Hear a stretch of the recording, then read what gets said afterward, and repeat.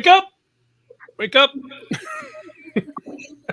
Oh, where are we? What's going on?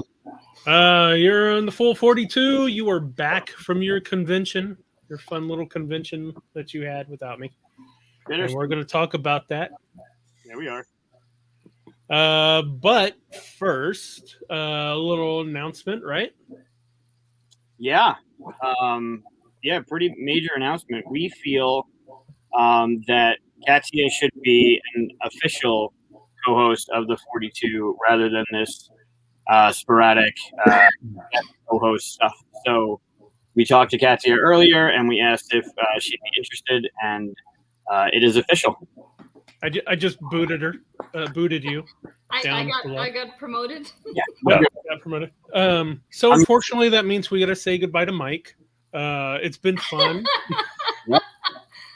Enjoy the journey. I'm out. No.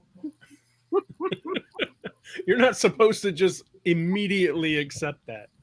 You were supposed to go, what? No. Not just go, oh, thank God. I figured you understood that I was a traitor, and we were just trying to like I'm done. So. We all knew that from the start. Mm-hmm. Yeah, so we're pretty excited to have you on officially.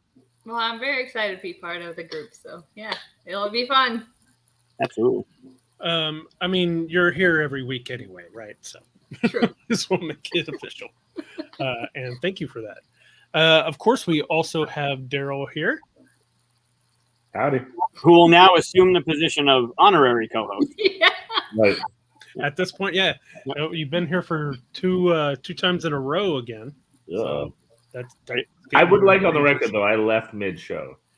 Yeah, True. that's true. You did abandon us. I don't even know what happened. I don't even know what superpower won. We actually forgot to talk about it. Mm-hmm. It was pretty clear which one won, though. It was teleportation. Yeah. What? That is the best. Just well, most popular, not what would win in a fight. Oh, we didn't talk about that. That's true. Yeah, teleportation's not winning a fight. Depends. You got Nightcrawler teleportation where you're kicking butt one side and then on the other side. And... Yeah, so you get like. I don't even remember all of the answers. Honestly, I have to go back and rewatch the episode. Does anybody remember? Just in case you missed the episode last week, these three were at the Gathering of Friends, and we did a lightning round of Erica Boyoris, Bobby West, Alan Moon, Eric Lang, Andrew Wolf, Ralph Anderson, Rob Davio, Ian Moss, Mark Spector, Justin DeWitt, and Marie DeWitt, Fireside, right? Matt Tolman and Tom Vassell. So it was fun. We did 20 questions, lightning round. I love that almost everybody got hung up on the Han Solo or Indiana Jones. Yeah, that was a heartbreaker. It was so cool to watch everybody's reaction in the room when you asked that question. Their heads exploded. It was wonderful. I know. They were just answering the other ones pretty coffee or tea, coffee. This and this and this. Han Solo or Indiana Jones. Too hard of a question. Oh, you don't because you don't want to give up one, right? Yeah. I was excited about the guests that I recruited from the hallway. I just basically didn't let anyone go back to bed. That was crucial. Thank you for doing that. I just would. Most of them didn't have any idea what they were walking into, which was also hard to keep that going. Although I'm really glad I mentioned to Rob Davio because I just full out explained it to him because I couldn't convince him with candy because he's what do you call finger prick thing? Diabetic? Diabetic. There's the word I'm looking for. Wow, I'm playing like charades right now. So he's diabetic and said that candy wouldn't work. I don't think that's the sign language for diabetic. But not even. Katia can teach me how to sign it, but we got there. Anyway. So I'm glad I didn't try to talk him using candy to bribe him. But did Chris do it? He's spelling it out. Yeah, he's trying to. I could He's spell it. spelling it, but yeah, I think I misspelled it though. Diabetic or diabetic. Oh, do the two? I want to see this. I want to see this now. This? Diabetic, yeah. Okay. Or diabetic. How's your hand while you're doing that? Yeah. Okay. So Yeah. There you go. See the full 42 teaching ASL. Amazing. Education. nah. So it's been about 6 months, a little over 6 months. So we've been doing this. So maybe if we add a co-host every 6 months, eventually we'll have 42 people on here. And I'll be Ooh. 42. That's why it's called the full 42. That is not why we're not going to do that. That would be so confusing. I'll tell you, there's some things, I honestly believe there are some things that are meant to be. Twice while we were out to dinner, the receipt, the order number for the dinner receipt, I think it was Tuesday, it came back 42. It was receipt number 42. And then I think it was the Thursday dinner, maybe the Friday one, it came back 142. And I was like, there's no way 42 comes up like that quickly. It's pretty funny. It's just the you were looking for it kind of thing, right? No, it was right there on the paper. Yeah. Right. It's good. I have it. I have a copy. I can prove it. So the gathering that you guys went to was basically 11 days, 10 days, 10 days. 10 days of board gaming. I can't even imagine. I mean, at the end of like board game geek con, it's 5 days and I'm ready to go home. Mhm. I love every minute of it, but 10 days, how do you feel? Tired. Absolutely exhausted and revived and rejuvenated and all the feels.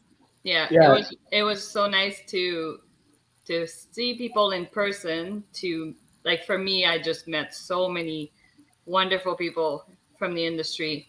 People that I know that next time we see each other, it'll be as if no time went by in between. Like it just, I just feel like, I created some really, really special bond with people that were there. And, whenever you wanted to play a game, there was a table. If it wasn't full play account, they would say, hey, you want to join in for this game? Sure, why not? And like you just got to play all kinds of stuff that you normally would have had the chance to, because so many people bring games there for us to access and to borrow all week long. So it's definitely really special.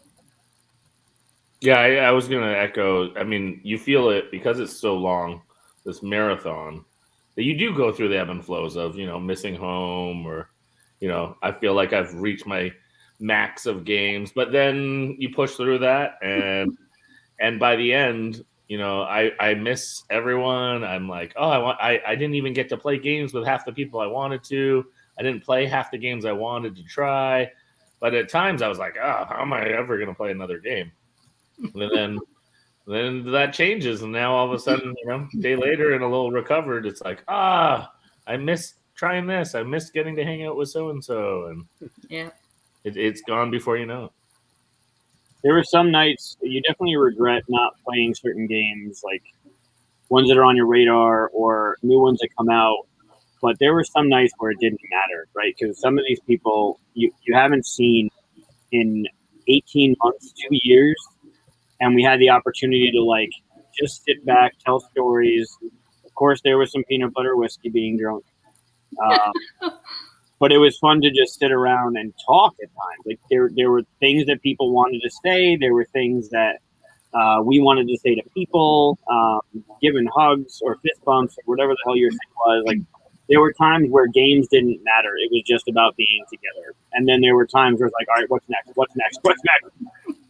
And then there was food constantly. Which is if you follow Daryl anywhere on his social medias, I'm sure he's got dozens of pictures of all the different places that we went out to eat. Oh, don't worry. I unfriended a long time ago. So Yeah, that. That's key. That's really key. This is around the time I get a bunch of people that delete me. Yep. Unfollow. That's what it's called. Right. Kidding. Yeah, it was fun to see all of the games that you guys had out there, all the people you were playing with. Again, after 10 days of doing this, so after I come back from a convention, especially one where you play games constantly, when I come back, my mind is just going crazy with game designs. So, and it starts at the convention too. So have you guys just been in overdrive, designing, coming up with new stuff? How's that going? There's definitely ideas, floating around in here. Things I want to tweak on stuff we're working on, or things I want to just start from scratch. I really enjoyed playtesting when we were there, and seeing the development happening even within a couple of plays. Just some people brought games, and it was like, okay, I need I need people to try it out. Let me know what works, what doesn't work. And I really, really enjoyed doing that. And to see like even the amount of things that got tweaked, like it was a really cool experience. And it definitely gives you the desire to get more and more into design and development and all that stuff. So that was my experience anyways. Yeah, my thing is, and this is always a true test of if I'm in creative mode, is actually I sleep talk and I sleep move a lot when I'm being creative and being inspired. And my roommate definitely told me I was all over the place and talking a lot.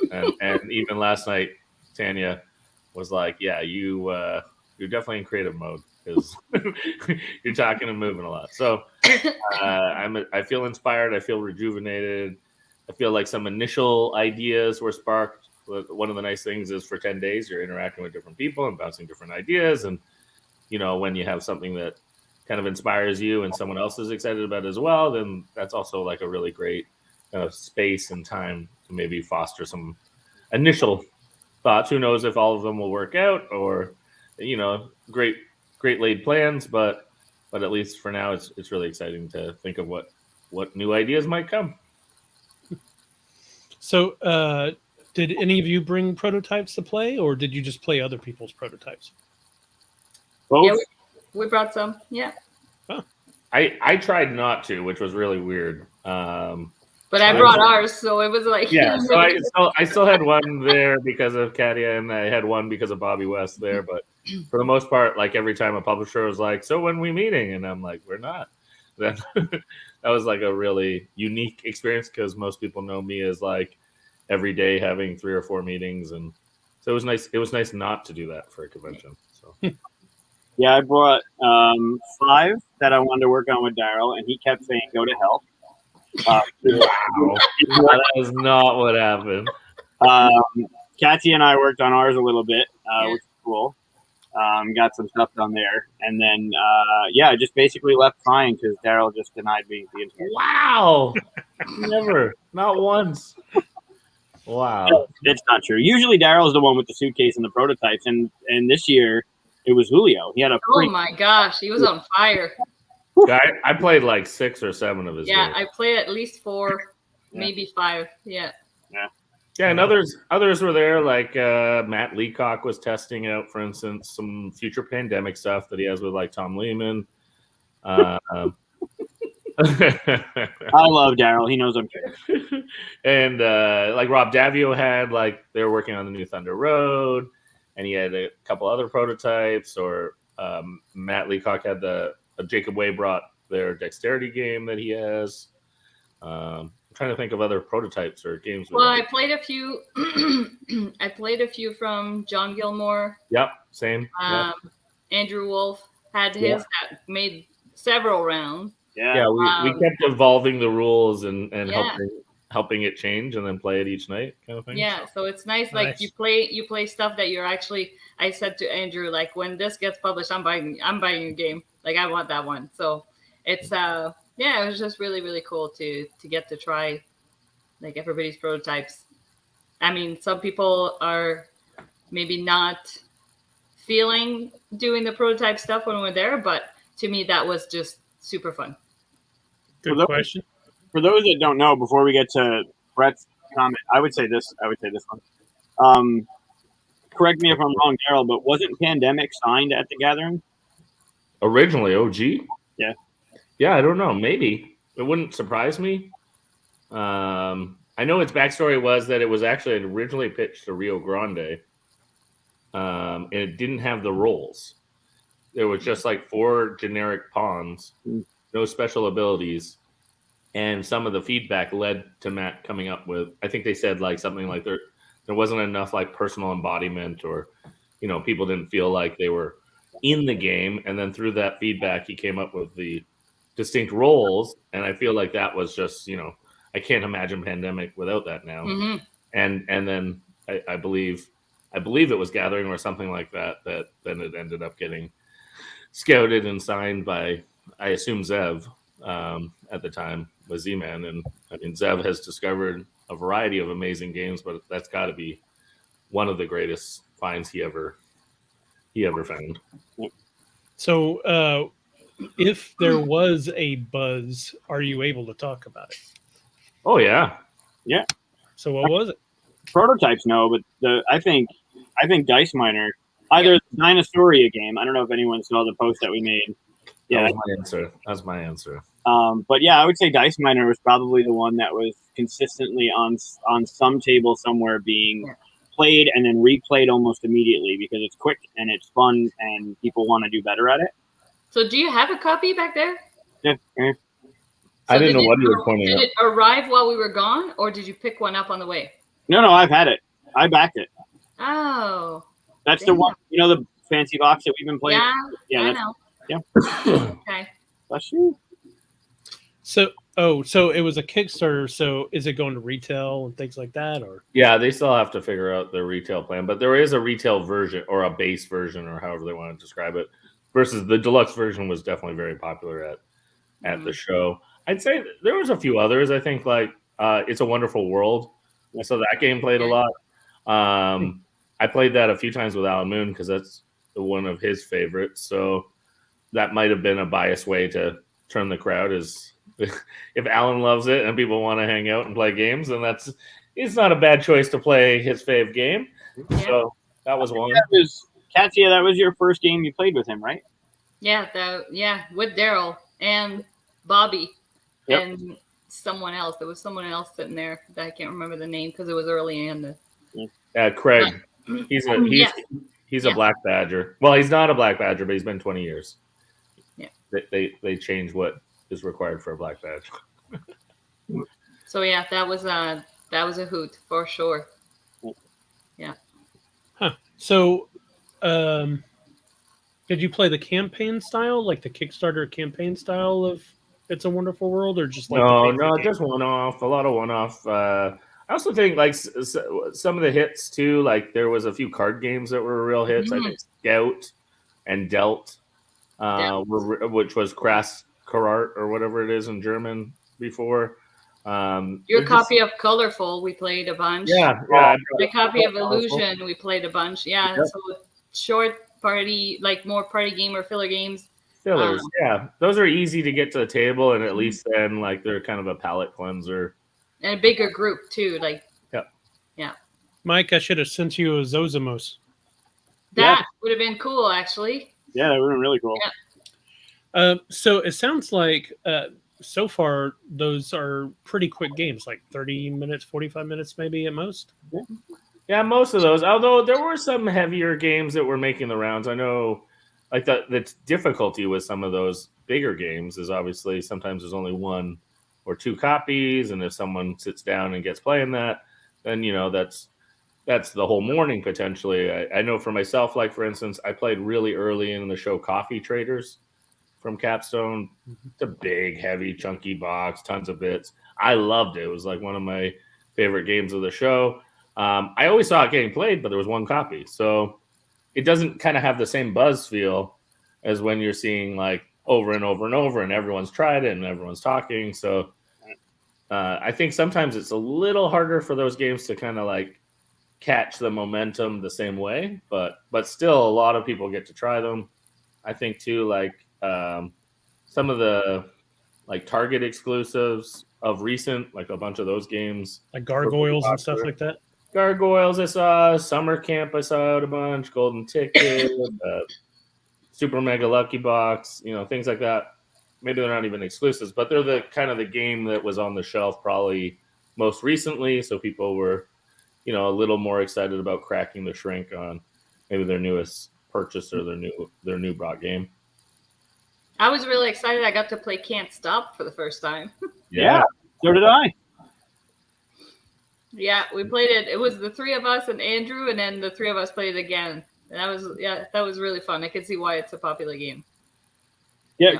So guess who didn't win?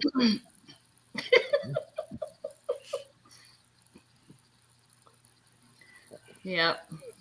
So we have a few new people just jumped on. We're talking about games that these three played at the Gathering. And one of the questions was the buzz. So would you say it? I guess it makes sense that a game that gets talked about on any convention would be probably a faster played one because you have more people to get to play it, right? I mean, unless they just, like Daryl was saying, unless they brought like 5 of the games or something like that. But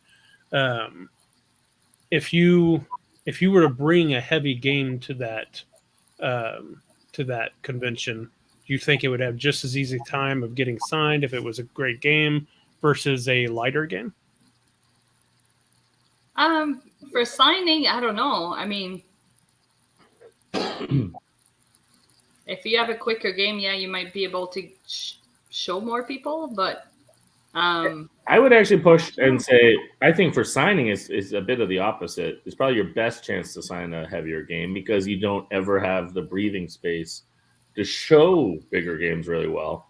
So I think the actual ability to like play and sit down and relax, enjoy it, understand the nuance.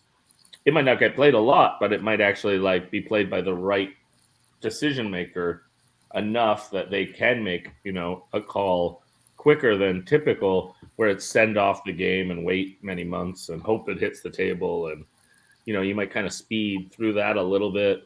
I think too, like normally we would see a bunch of games from Europe being tested, but that crowd wasn't able to come.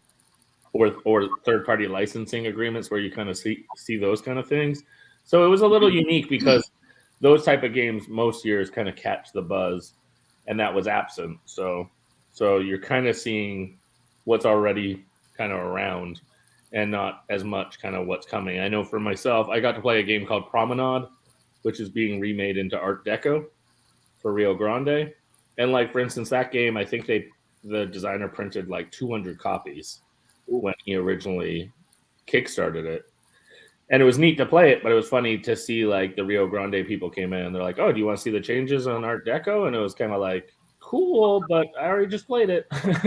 So like those kind of moments, like it's not a big game, but it's over an hour. And so those kind of games are still going on, but I think it's just like in the mix. So was there anybody you sat down to play with and then only like halfway through you go, oh, this is this person, or anything like that? Because I mean, half the people on our show, when you popped them on, I was like, I don't quite recognize them. They're this big on my screen, and then they say their name and I'm like, oh, it's this person, that kind of thing.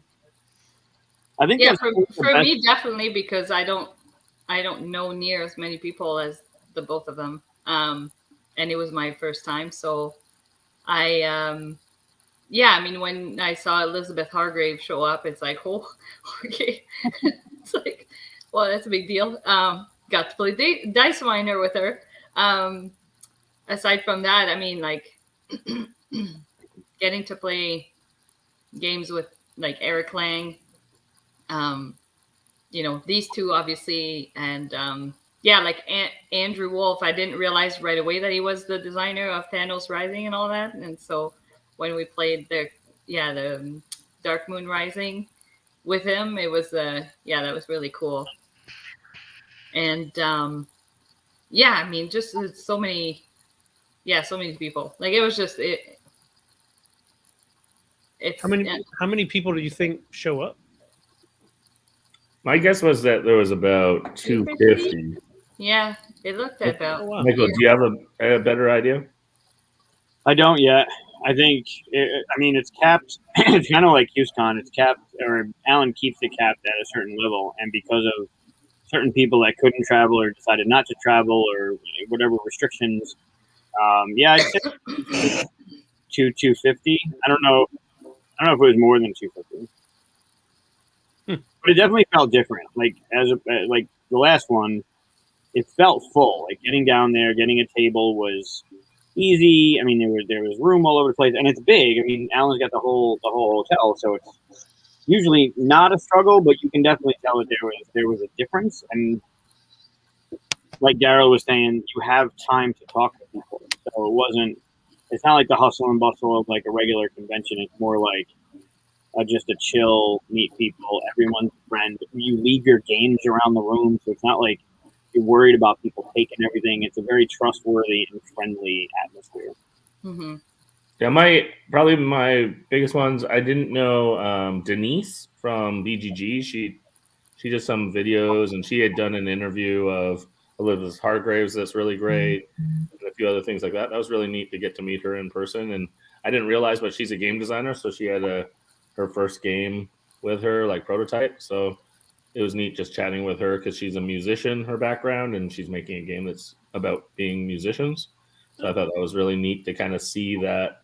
I didn't get to play it, and I really wanted to, but it was funny because, and all of us can kind of attest to this. When you get enough feedback at a certain point, you don't really want to keep playtesting because you want to implement those changes. And so she hit that spot where it was like, you know, specifically she wanted to introduce like a rondelle instead of her worker placement type thing. And it was like, well, that's a massive change, and there's really no point playtesting after you have that discovery. So that was, you know, one moment that you know, I thought was pretty cool, but didn't get to play. But you know, was excited to meet the person beyond just seeing them on screen. So I like rondelle games. I'll have to keep an eye out for that. Mm-hmm. Yeah, it was. I want to say something like it had a like the lights out or something. It was something with lights in the name, and it was like kind of like a backstage. It gave me the backstage vibe. You said Denise. Did you mean Candace? Is it Candace? Sorry. Yeah, maybe. Oh yeah. Oh, Yeah. I ran out of time because I wanted to try that game. It was It was like stage left or stage something. That's it. Yeah. Oh, maybe stage left. There you go. That makes way more sense. Yeah, she was great. It was nice to meet her. Mm-hmm. Yeah, it was interesting hearing because the one late night she was talking all about her musical career, and Evan Derek was there, and Derek Johnson, and Derek especially has traveled around like you, Michael, has traveled around and heard certain bands a bunch of times, and so they were like swapping stories about hearing bands in different venues, and I didn't have much to contribute, but I was happy to listen. So. And Katia, I saw that you got to play your new favorite game. Oh yeah.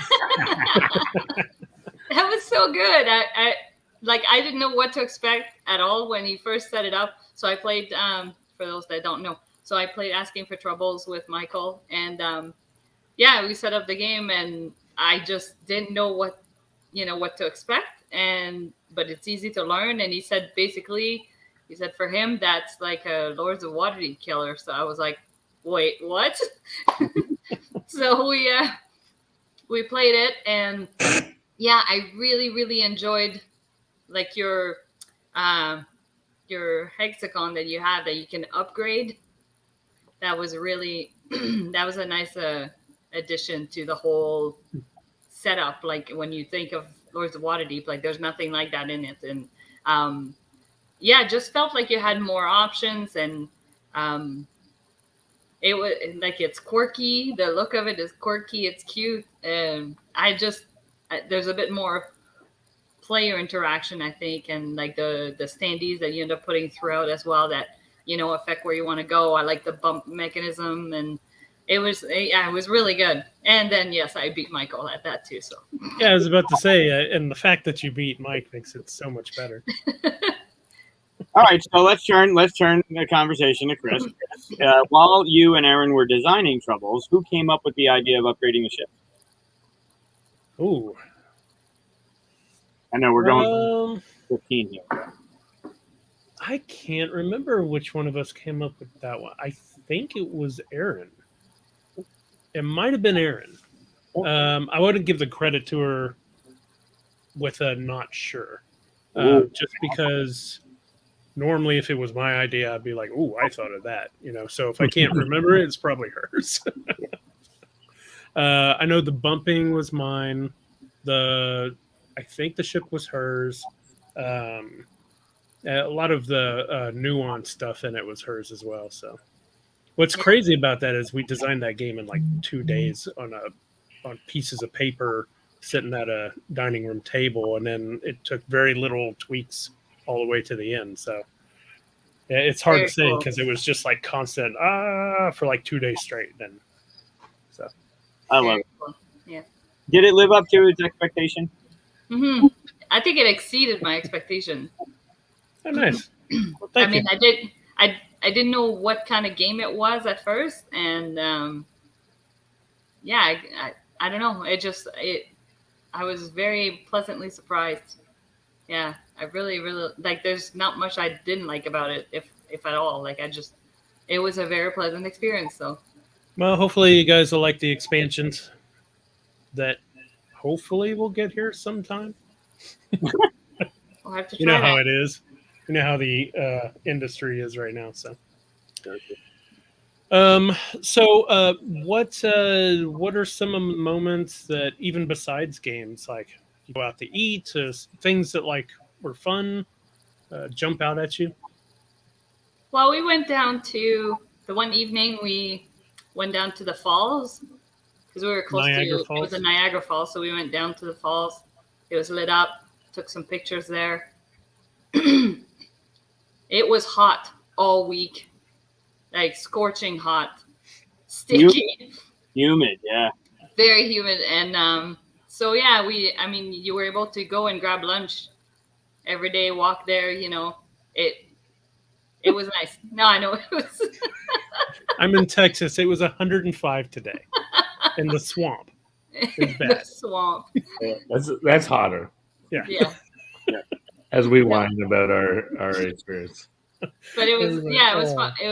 It was nice to be able to like get around because it was never raining, and the food was awesome. Like obviously having these guys, to go out to dinner where they've already gone to the good restaurant, so they already sort of knew where to. Oh, we got to hit this place. We got to go to this place for wings, and so it was sure whatever. But yeah, That's all this guy. He's the person that knows the best food in the area to go to. It's hard research. You got to try the menus, eat the food. No, there's some staples, some good spots. Like every con, like you start to find some good go-tos, and then like it's funny because like it becomes kind of like you get a few others that are wanting to go places, so you can kind of have these caravans of a few vehicles hitting up the spot, and then it becomes kind of like part of the experience. Is you got to go to out for wings if you're in Buffalo, and someone's got to try this suicide hot. And Is there barbecue outside of Texas? I don't think there is.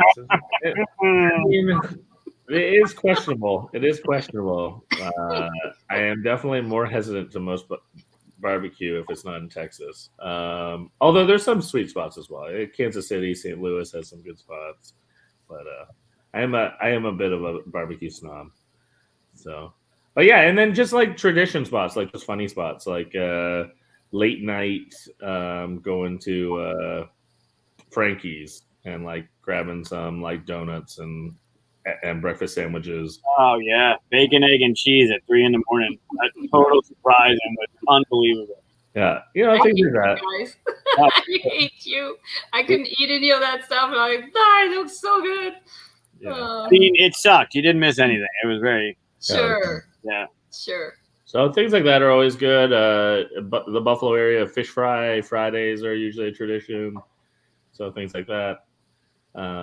Yeah, and then just like because it's such a marathon, even just hitting the grocery stores and stocking up on a few things so that you can have some cheap meals. And we had some funny times going to the grocery store and stuff like that too. So You just gotta watch Daryl pick up anything that's flavored pickle. I mean, you're insane that you don't like pickles. So Dill. I don't like dill pickles. yeah. I won't All react. pickles are great. No, Yeah. Even pickled things are great. no. Yeah, hey, he's a monster. Yeah, but that was established early on. You don't like pickles? I like bread and butter pickles, and I like gherkins. I do not like good. Thank good you. Thank you. Yeah. I'll go drink more. Demoted. I'll tell you one of the highlights, and it was extremely unexpected for me because I'm familiar with being in a con with Daryl and hitting up a place for this food or that food, traveling to one con and hitting a barbecue place or going to Buffalo. You got to try these wings or you got to do something. And they went to Olive Garden one night, and I'm like, no, come on. Overcooked pasta. Like, I wasn't looking forward to it, and I think it was one of the best nights. The Griffin was great. We went there 3 times in 1 week. Great atmosphere, great food. We had mostly the same people until Matt. We went twice with Matt and Carlin, whatever it was. But yeah, Olive Garden, man, it blew my mind how great of a time it was. The food was fine, but that experience with those people was one of the highlights of the entire convention. Game wise, at the convention, anything over those 10 days, I think that was one of my highlights throughout the whole time. Did anybody get starstruck? I mean, Maybe I was really excited to meet Julio, who designed Holy, and what's funny is that when I saw him walk in, I was about to play a game with Tom Vazel and Christian from Scorpion Masqué, and so Julio shows up, and he's going to be our 4th player, and immediately I saw the name tag, and I'm like, oh my God, you're Julio who designed Holy. And he was like, you know who I am? And that was the one game that I wanted to get signed. And I completely forgot to pack it because, you got so much stuff to pack. And I mean, my luggage was full. I don't even think I could have fit the game.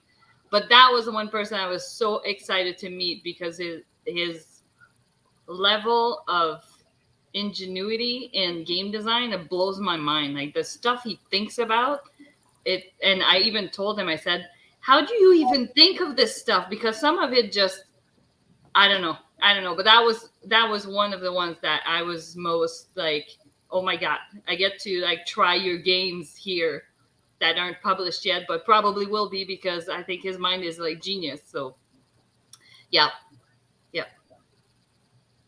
I mean, probably my closest to like a starstruck moment was I got to finally play Advanced Civ, which has been on my maybe someday I will play this. And it was funny because it was a bit of a stacked game. Like I was taught by Jeff Engelstein and I was recruited by Stephen Bonacore and all that. So it was quite an exciting to sign up moment. Although then I was I won't say who, but there was a person who was seated beside me that proceeded to yell at me for 8 hours. And so it wasn't the best of experiences, but it was Yell at you like they didn't like you?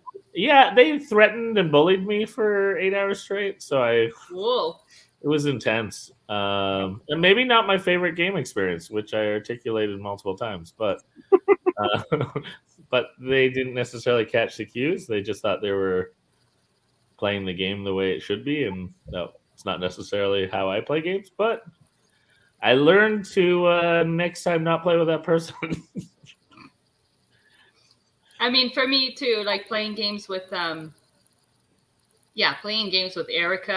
Bujoris, Eric Lang, and I played Cascadia with Eric and Stephen Bonacore, and that was a little bit of a like, holy crap moment. Like, it's I can't believe I'm playing games with these guys.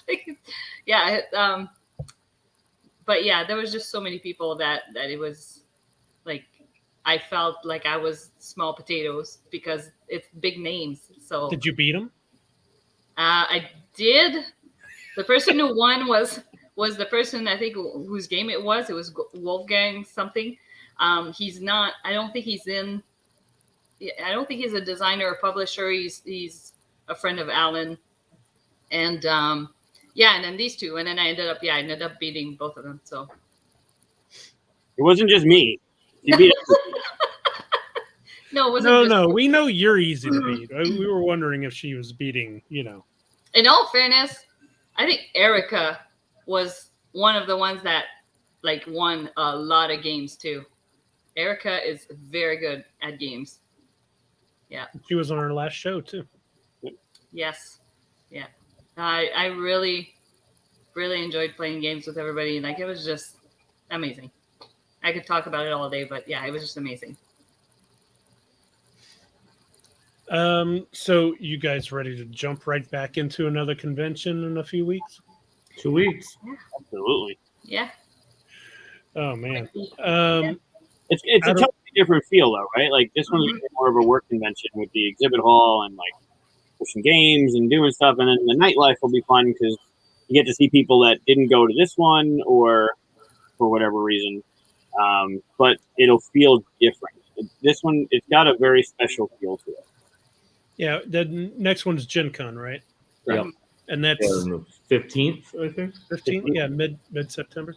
Normally August. Is the Gathering of Friends normally in August as well? No, April. Oh, okay. Whoa, that really got moved, huh? Yeah, it was very unique experience because it's usually like slushy and cold, and the falls are still frozen, and so it definitely had I think even us complaining about the heat, like that's why, because of the contrast of the experience. And it's even outside the convention is different because like this year they had not a music festival, but like a food truck, something down the street with a stage and a live band, and there are food trucks all over the place, and there's tourists going to the fall. It was way more active around, not daunting, but just more active around when you walked out and you were walking to get something, which you could because it wasn't 20 degrees outside.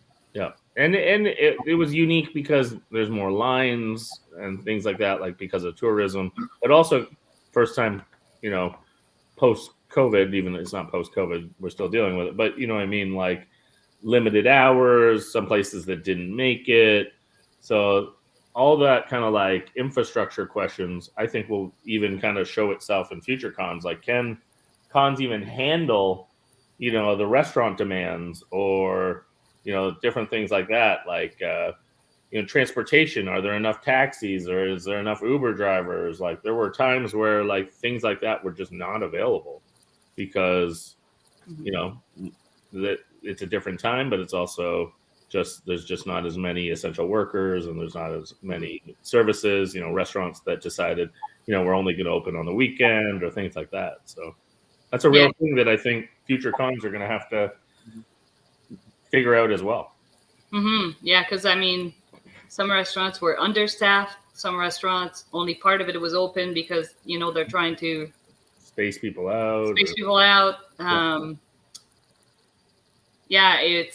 It'll be interesting. And I mean, the whole having to get the COVID test done too for those of us that were coming out of the country was a nightmare. That in its own, like that was just. I mean, you could share some stories. Yeah. Yeah, like even getting into the U.S. was interesting because I almost got denied entry. I was missing a stamp on my COVID test. Anyways, finally got a picture of the receipt sent to me. I was able to get on. Blake was a hero. Yeah, Blake, who I woke up at 4 a.m. is, can you send me a picture? And so I made it on the plane. But yeah, coming back, we obviously you have to get your test like 72 hours before you depart, before you cross the border. And we all went and got our test done. A specific test too. You can't even get any test. You have to get it has to be a specific kind, and they say you're going to get your result within 1 to 2 days. And I didn't get my results on time. It got to the point that I had to go and take another test, which was like a really quick one, but pricier. So yeah, so I had to do that. I had no choice. Otherwise, my other test was probably going to expire. Like I was not going to get the result in that 72 hours. So it was, that's stressful for sure. Then we even got randomly selected at the border and had to take another test. So I've had my nostrils like swiped clean like 3 times in the span of 3 days. Yeah. Yeah. Is that why you're coughing? Right. Yeah, I know. Yeah, that's. Like I've been tested. But yeah, it's definitely interesting. I'm curious to see how things are gonna look at Gen Con, but I'm ready. Are all three of you going to Gen Con? Yep. Yeah. Gonna leave me all alone again. Well, damn it, you gotta get out of your house. This one technically you could go to if you wanted to. Well, at this point I don't think Technically, I can. right. At this point I don't think I can. But it's just it felt like it was going to be half of what it normally is, but the same price. Sure. And it's pretty pricey for me to get out there. Yeah, that makes sense. Yeah, save your travel and your miles and your money for QSCon in November. There you go. I don't know what that is. Mm-hmm. Yeah, I was just gonna say it's right there. The only convention I know for sure I'm going to is BGG Con. So I get to drive there, and some of it's been taken care of for me, so Nice. can't really argue with that. No, that's a good deal. Yep. Very cool. Well, and I think over the next year especially, people are going to have quite a range of 0 to maybe a few conventions, but I think more often than not, a lot of people are going to take this year off from conventions, see how it works out, and then start reevaluating next year. Hearing how they went. I kind of say like this is early adopters, that will be attending conventions, and the majority of people will kind of maybe live vicariously, but also kind of see how it pans out. So it makes sense, and a lot of people can't go to these conventions anyway, so it's already a hard thing for people to be able to attend. So, I mean, do you think any publishers might have either written off conventions or like permanently gone, oh, after this year, I realized I don't really need to do conventions. I can still sell games, or I could see that. Oh yeah, I've definitely talked to a few companies that have taken that out of their marketing strategy. I mean, it's not only a huge expense, but it's a huge investment of time and energy, and if a company can, put that towards marketing dollars in a different way, and especially over the last year and a half, they've had to learn different ways. Maybe continue. Maybe you found a better way, or maybe like you said, some conventions are not going to be the size that they once were. So waiting even until some of them make dollar cents more. I know enough companies that would go to shows and be happy about just breaking even. Right. So, I mean, that was actually pretty normal. So if that's the case, and the numbers are going to be much lower for the next year or two, I mean, the writing on the wall is that going to a show is not necessarily in the moment going to be the most financially wise decision. Now, there's other reasons, and maybe it's through networking or making connections with distributors or the marketing of a game so that long term, like a launch, goes well. There's other things that can kind of help towards giving people a rationale, but I think it's a tough choice. I really do. And I mean, I've talked to some publishers that are actually quite frustrated that they couldn't increase their size, or they've had to, some conventions have said like, you don't get any seniority if you come this year. Hey, Bobby. Next year, it'll. Oh, we should get Bobby to talk about this topic. He's got a great opinion on the fact that conventions are useless. Well, especially their booth this year that just keeps getting advertised at Gen Con. Yep. Well, I mean, conventions used to be the way to get media people to talk about your game, right? Yeah. There are other methods at this point. Yeah, for sure. Although I still think that'll be significant. I mean, you see some of the main media people, and they have good relationships with certain publishers, and they're going to be at their booths, and they're going to be playing those games at shows. And how did that happen? Because they built relationships. So, yeah, I mean, one of the biggest reasons why I would still want to go to Gen Con, even if it is half the show or whatever, is to be able to show off prototypes and stuff like that. But I'm in that weird, awkward position where none of my prototypes would be ready anyway. So, right. Yeah. You got 2 weeks. Get on it. I'm waiting on you, dude. You're one of those. You're supposed to upload something, but you've been gone for 10 days. So Yeah, tell me get on it. I don't know.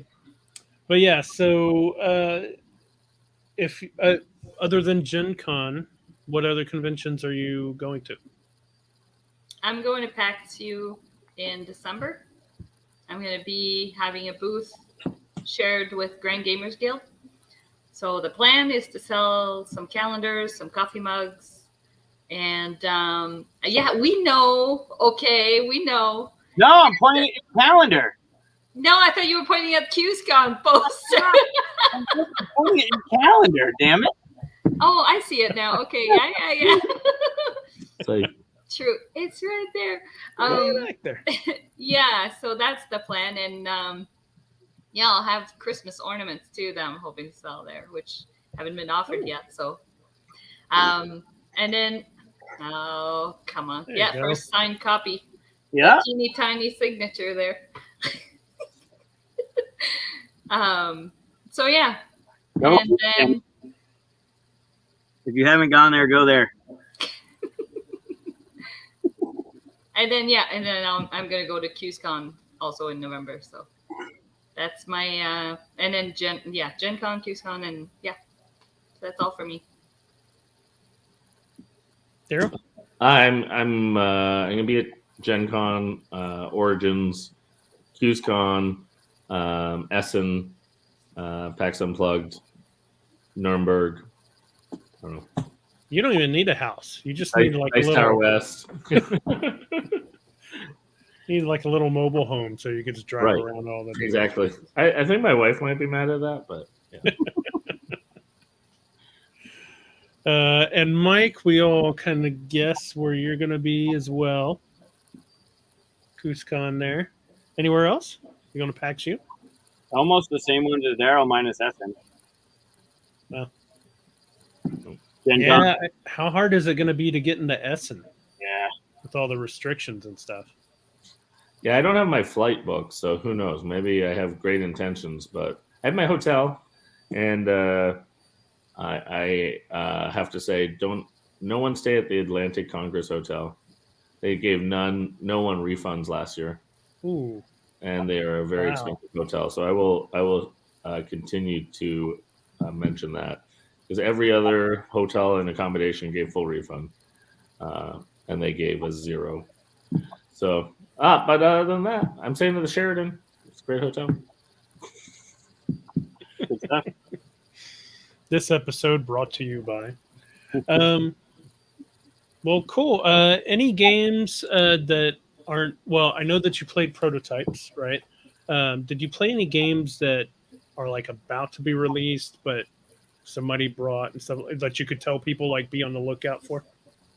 I mean, I'll start us off. One that I was really excited about, and I'm biased, so I'll just disclosure. I did a little mini expansion for it, but it's called Paint the Roses. It's the upcoming North Star game. It's actually kind of was like pre-COVID, was getting the rounds. Oh yeah, Bobby West giving a shout out for Scout. Scout is an amazing card game as well, and he beat me to it in the flea market. We saw one copy, but I'm happy for him. And I'm just maybe a smidge jealous, but He got, just so you know, it is all protected. He got sleeves at Millennium. oh, good, because those sorry to the producers of Scout, but your card quality sucks. So great game, bad quality. But yeah, Paint the Roses from North Star. They're doing a Kickstarter coming up in the very near future, but they basically hit pause because when COVID hit, they really assessed like this was not a good time to run a Kickstarter. And for anyone that's kind of familiar with North Star, like a lot of their games have kind of moved around over COVID as well, and that was kind of a measure for them to be able to still be around. So it just shows, they had some great titles that most people associate with them, and now some new publishers will be taking care of those. But thankfully, that kept them going so that they could keep moving forward, and they can keep making games that they want to make in the future. So Paint the Roses was one that I was really excited about. That's in the near future. A lot of the stuff we play, is even unsigned, like Andrew Wolf's game, for example. Mm-hmm. But that one's coming soon.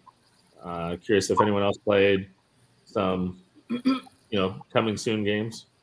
Well, I played Michael's game that he's designing Yes. with Bobby and Van Ryder? pardon? With Van Ryder Games. Yes. Yep. I don't know what I'm allowed to say, so I tried to Michael. be cryptic, but You- that was you one can- that I had a lot of fun playing. Yeah. Yeah. I don't know what I'm allowed to say. Okay, well then maybe people stop there. Hey, I know some stuff, and I haven't signed anything, so I can say whatever I want. Right. There you go. There you go. Fair enough. Yeah, what did I play that was? I mean, I was trying to start the rumor that Restoration Games was going. They were testing Thunder Road, which has already been announced and is coming soon. And but I was trying to get them to admit that they were going to make Die Schlachter Dinosaur, because that was my favorite game of the con, and it's a 1993 release. Was I feel like we need to pull up a picture to show people what the game looks like. What? it would be helpful. It was designed by Stephen Baker and Roger Ford, and if you look up, Yeah, Chris, I sent you a picture earlier of the box cover. wow, that box cover is a little ruined. Yeah, I'm Yeah, not that's sure not if the that's right an box official cover. box cover, is it? Yeah, no, that's the official one. Show that one. Mhm. Show that one. Yeah. I don't know if that's official. There it is. It looks like Michael riding a raptor while Dougal Grimes is riding a triceratops. I think that's a T-Rex, right? T-Rex. It's not a Oh, is rat. that the T-Rex? My bad. Yes, it Yeah. is. Raptors are in the background. That is the re-release cover. It's a special edition. Oh, and that's what I was trying to say to Restoration. They need to restore this game because it's amazing. And the irony is, Stephen Baker, one of the two designers, does work for Restoration Games. Oh. So I was trying to start that rumor, and Justin at one point, Justin Jacobson, one of the, I think his title is president of Restoration Games, yelled across the room, "Daryl, stop spreading rumors." So maybe not officially true, but I'm gonna dream. But it's an amazing game, and my favorite discovery was we did a tournament. That's why Dougal and Michael earned box cover, because they won the tournament. Dino champs. Oh yes, Bobby West giving a shout out for Matt Leacock's 4X Dexterity game. That one, I don't know if it's announced, but hey, spoilers! It's coming out with Deepwater. Oh, Hey, Matt. Matt. Hey, Matt. Different Matt, but hey, Matt. But yeah, my favorite discovery during the Dino tournament, not Michael and Dougal winning, because I have strong opinions on that. What I did love was on the back of the box, you see that classic, like the kids playing and they're like, yeah. Well, Dougal knew the middle picture kid because Roger Ford, the designer, his son, Max Ford, is a designer now. And Max was the kid in the middle on the back of box. So we texted him and he sent an imitation photo next to it. So we got a side by side. What about a little clue action? why? Yep. Why was this even played? I blame Julie. I don't know if we had permission to show that picture, but Mike gave it to me. So It was a great time. We played Golden Girls Clue. Why would you not want to play Golden Girls Clue? I do love that it's not just Cult of the New. We played some oldies Mm-hmm. and some weird. That game was sealed before we played that. It was a brand new copy of that. Robert's copy, I think. No, it was Julie's copy because Robert bought it for her birthday. Yep. Yep. And I got stuck playing Advanced Civ with the Yeller because that's what Julie bought. So who had the better time? You win again, sir. You win again. So let's talk about your gripes with Dougal and I winning Dinosauria, because I think it's completely legit, and I would love to have Chris's opinion on this. I just was emphasizing that there was a different winner in game 2, but he won on a technicality of their shared score.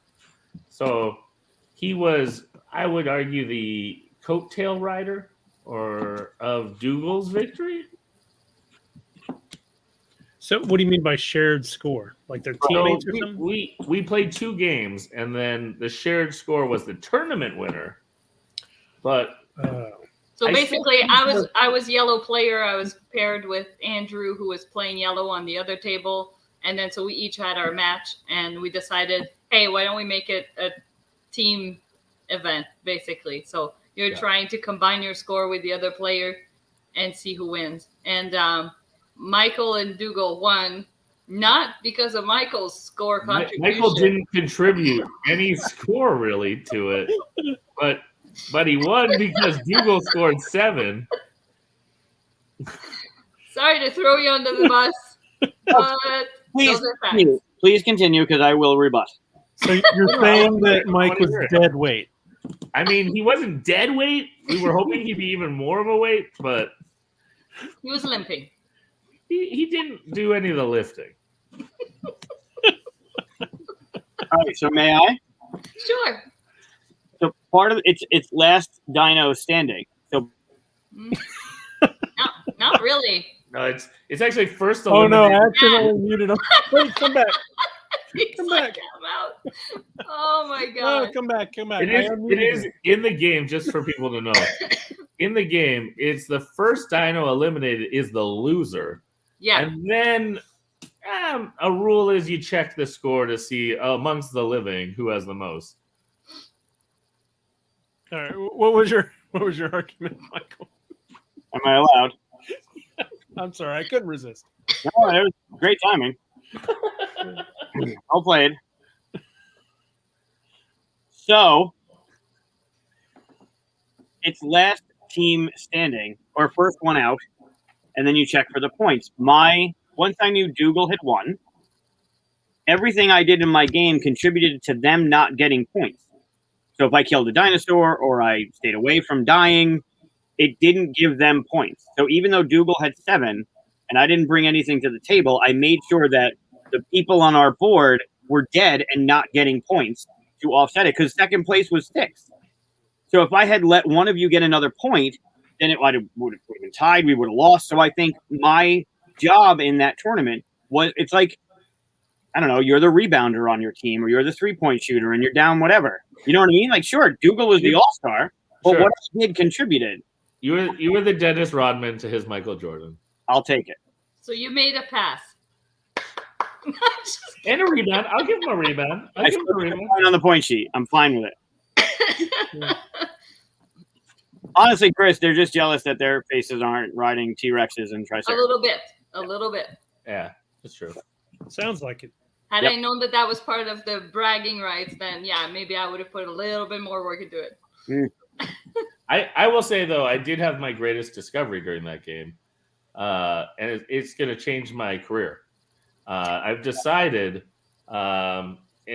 instead of needing Nothing but dinosaur games. No, well, close. Oh no, Close. Oh, no, it's better than that. I need back of box picture of me excited, or I'm not willing to sign my game with a company.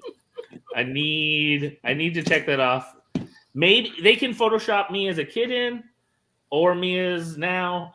Either way works for me, but that's the condition. If I have a game that's in a bidding war, that's what I need. What about an illustrated version of you? I can go cartoon. Someone can cartoon me. But I need me on back of box excited.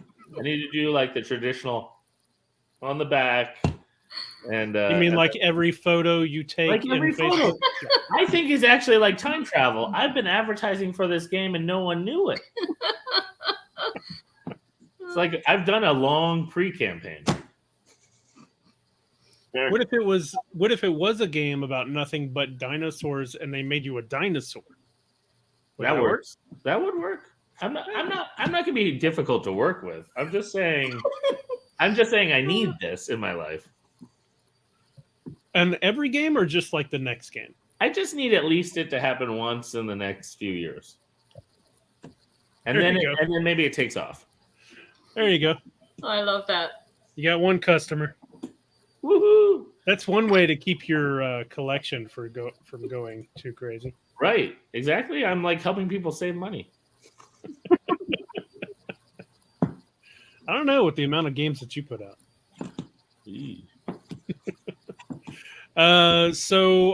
Okay, so you went off for 10 days.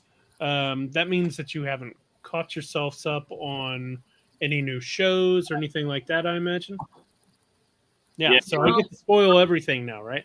I just watched one episode of Ted Lasso with Don't dinner. Talk And, about it. I'm No not gonna say- spoilers. You know how I am with No spoilers. spoilers. I need Apple TV. I'm just saying, like, I was good. I'm actually really proud of myself for not watching those. My wife made me promise, and I honored that. Oh, so I didn't- okay, yeah. I have don't a think few I watched episodes. any TV while we were out. No. There's really no time, right? I mean, we're staying. Oh, I would have made time for Ted. None of us got to bed. I know I didn't. I didn't get to bed before 3:34ish any of the nights. Yeah, We're switching back to that. Yep. there was a lot of late nights for sure. I'm not used to that. So now my schedule is all out of whack. I woke up at noon today. Noon. That is unheard of. You're on the Daryl schedule. You guys are killing me. So has anybody watched What If? No. Nope. Gotta catch up on that too. Yeah, we Went on the show without any new information. this was going to be a board game heavy show. I need it We so that I went can to catch this- up on all those shows. Oh, I know what we could talk about. Want me to show? Okay, so I was going to say, how does your prize not come up? it's right here. Yeah, Oh my Okay. goodness. this is great. Can we turn the camera off? Can we turn the camera off? Why? I don't want to look at this. I'm so jealous. No, you need Yeah. to, Chris. You need to make her screen big and put us on the side. No, please don't do that. No, for the showing of the details of the. Sure. Okay, Yeah, so killing me here. Chris, you're gonna be excited. Yes, I think so. Hold Yeah, on. wait! Before you show, I will. I'll explain the give context. context. Don't worry. I can kind of see it past your name. So, You're good, Daryl. Shh. shh, my name's hiding it. So at the last dinner, there are some attendance prizes that get drawn, and they had some very, very nice prizes.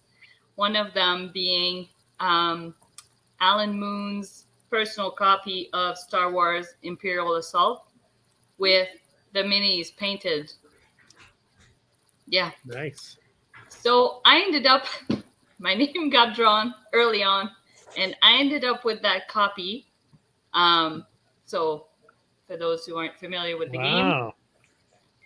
and Yeah, I ended up with some oh so cool minis that are, I'm going to try my best here, that are already Oh, wow. painted. Wow. you got to show R2. Hold on. Okay. I have there are 3 plano boxes of cool minis. Actually started painting my version, but I never got past the stormtroopers. Oh, look at him. Oh my god. Look at the texture on the base. I know. Isn't that wild? It looks a little dirty and stuff. Yeah. Yes, he does. He looks a little dirty, but it's all good. And I got little. Greedo, and he's Yeah. someone else is Nice. shooting first. He's trying. Tuta solo.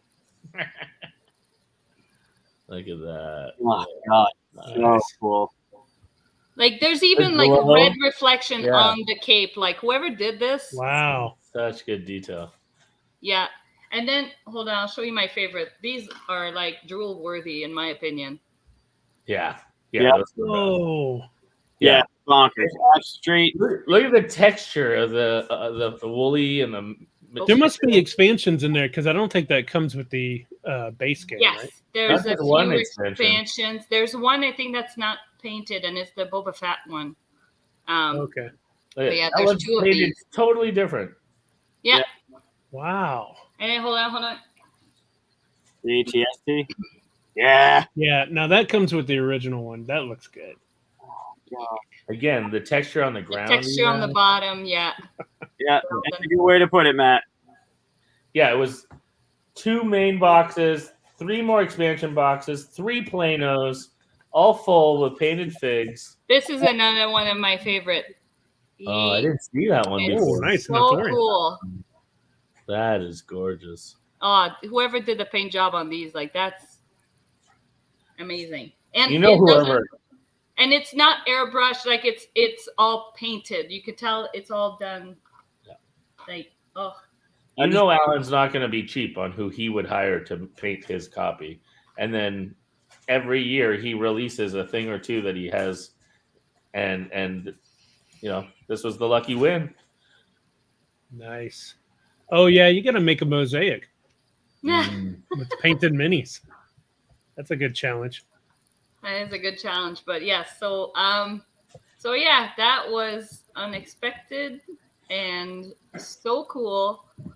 And the fact that it's his own copy that I end up with, like, hi, Lincoln. Oh, I saw your video of coming home to him. That was amazing. That was so First, it cut deep. Yeah, Michael pointed it out. First ran to Mom, but then I got love. Yeah. Once you picked him up. Today I was punching out games, opening games that I brought back from the con, and my dog kept trying to climb on my lap. It was just like, I need some snuggles, and yeah, it felt good to have the the constant push beside, like just just needed pet to me. be nearby. Yeah. Now all he wants to do is wrestle. All right. Okay. True. Matt, very true. No, he knows who feeds him. That's the difference. So you saying you didn't get fed for 10 days? Wow. Oh, that's funny. So what did you do during these 10 days, Chris? I mean, I feel like we're bragging about our experience, but yeah, you definitely are. You're definitely making me feel bad about the last 10 days. Yeah. I just want to say, since January 20, whatever, when we started episode 1 with this thing, this is why I hate this moment. Looking at C-3PO and R2 and all that stuff, I hate it. Oh, well, that makes me feel better. But I like.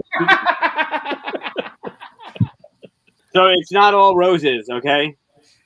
Well, in all fairness, I'm jealous of the shirt you're wearing right now, so there's also that. There you go. The one that you have with Grogu is better, but I like this one. This is pretty That good. one's cool too. Yeah. I don't know. Ahsoka's the best character in all of Star Wars. So. Yeah, well, Grogu, they go together. That's the thing. Not really. I mean, they met. No, but I mean, no, they go together.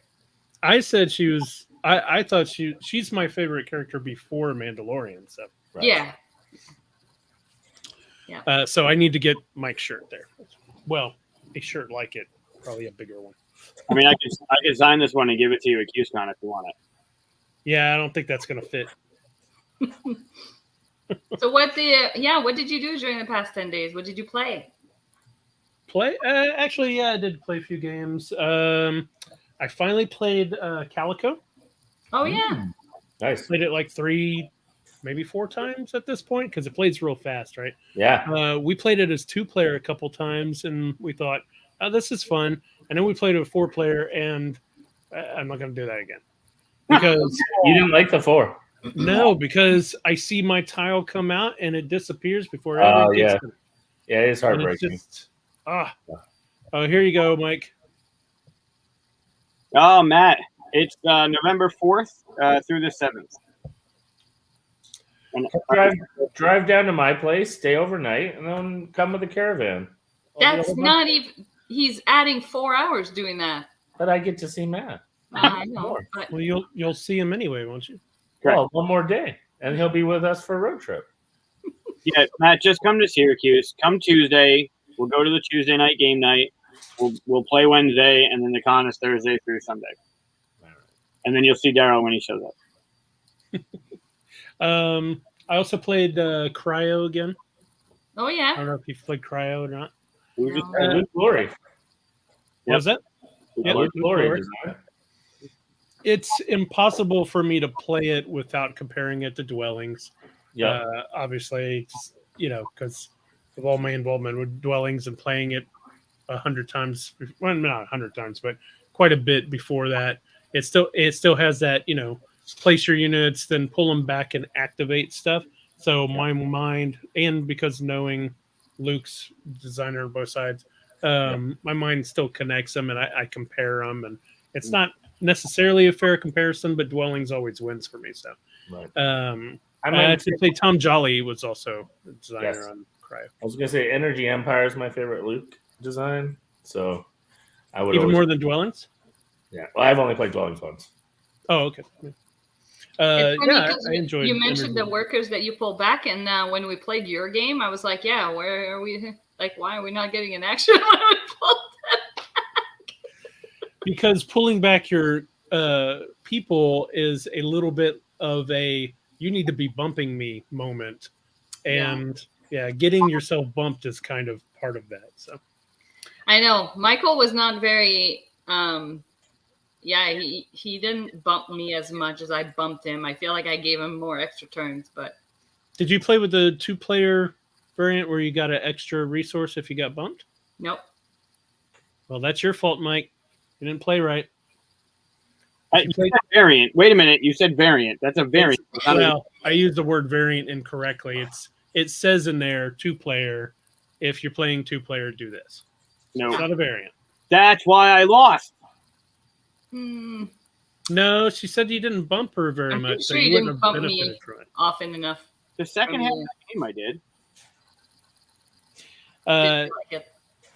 Yeah, actually, that adjustment was inspired by Rado because we sent in the game to him and he said, "This game's great, but for 2-player, you don't bump as much." And so we made that adjustment and gave it to him, and he said, "Now it's amazing," and he did the video and stuff. So Yeah, So you're Richard's saying really- the person really who good with that so kind of you're feedback. saying the person who bumps would get a coin. No, the person who gets bumped. Gets no, one. no, the person who bumps. Oh, Thank you. Well, yeah, It's- because that's it an incentive. Yeah, it encourages the bump. So it's on the 4 lower end spots: the credits, the carrots, and the crystals. the crystals. If you bump somebody there, you get a third one.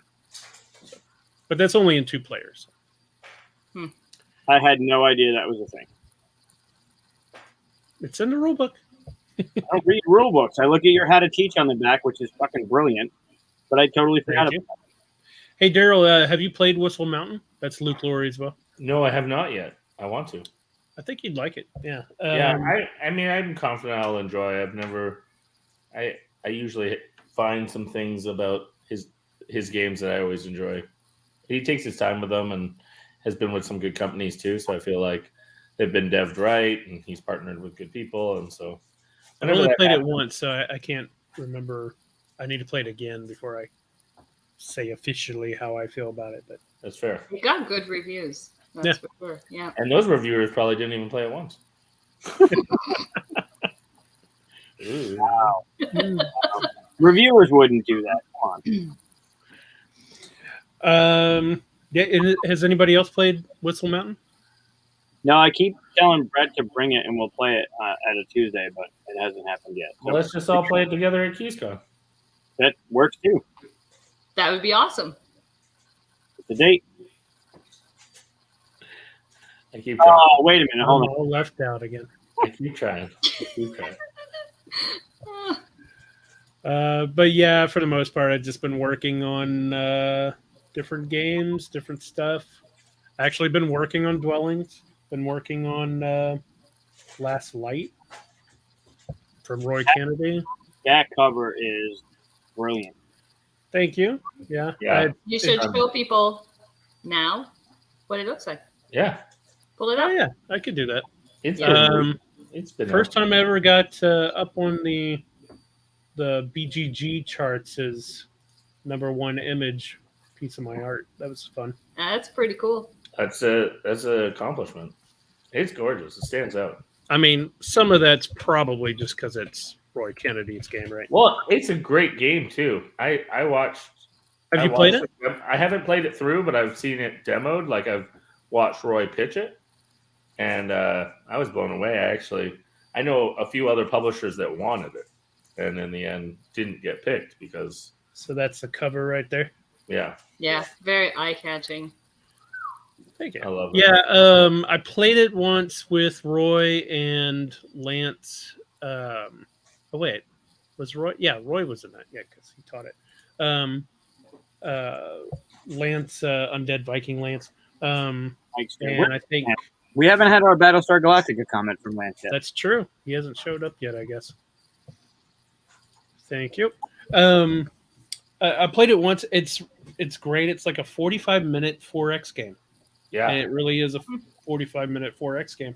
The problem I had with it was that I didn't believe them because you always hear, "Oh, it's a 45." So I was playing this long game that does not exist. And then boom, it's over. Yeah, I was like, "All right, I'm building up my stuff. What? It's over and I lost." Oh, Yeah.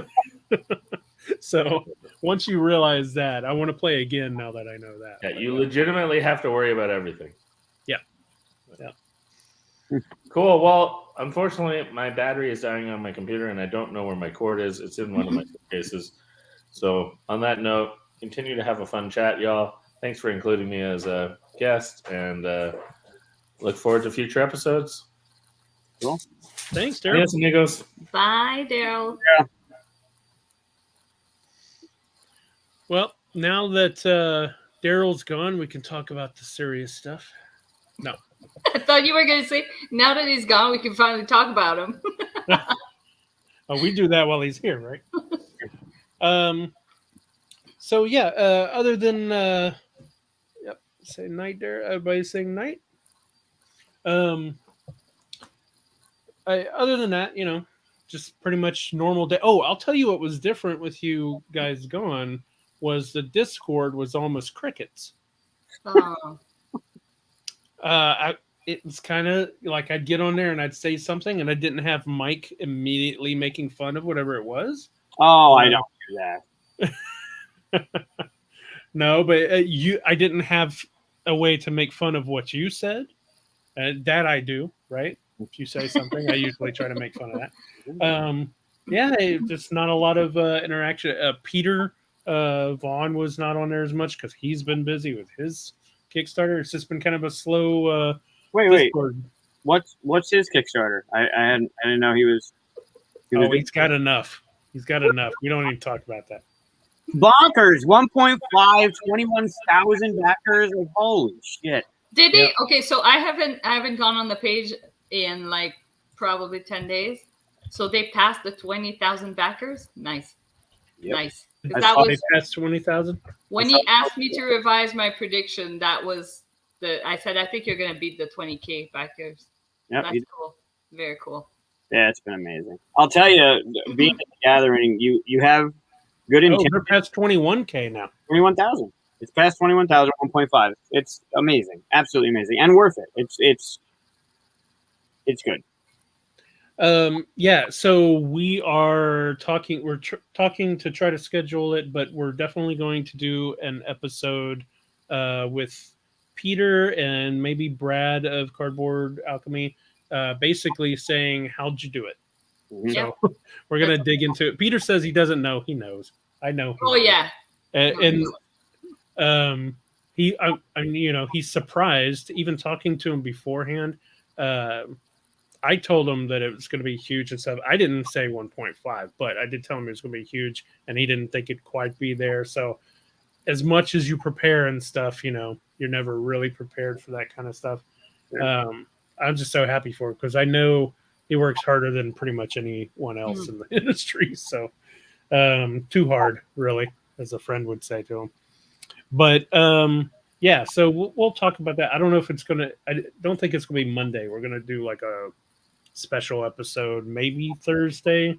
I'm getting scheduling figured out with him soon, but yeah, Discord was just pretty much dead quiet without you guys. So apparently, you are the ones that really get that going. So get back in there and start talking. We are the life of the party. Yep, life of the party. Agree. I completely agree. Well, yeah, you got to find out because we got to hang out a bunch at the gathering. So yeah, you got to really see like the late night party. Yeah, it was. I mean, when you're surrounded by people like Evan and Matt. So Matt is the one who co-designed Brass Birmingham. Evan, is it Derek? His last name? Yep. Who designed Dark Moon. Like both of them, they're a hoot. So yeah, there were a lot of late nights of drinking peanut butter screwball. Weird. Yeah. People are addicted to that now because I had it. And what's that? I've never heard of it. Oh my God, this is amazing. So Screwball, if you're watching this, which I'm sure you are, we would love to share your stuff with other people. So sponsor us.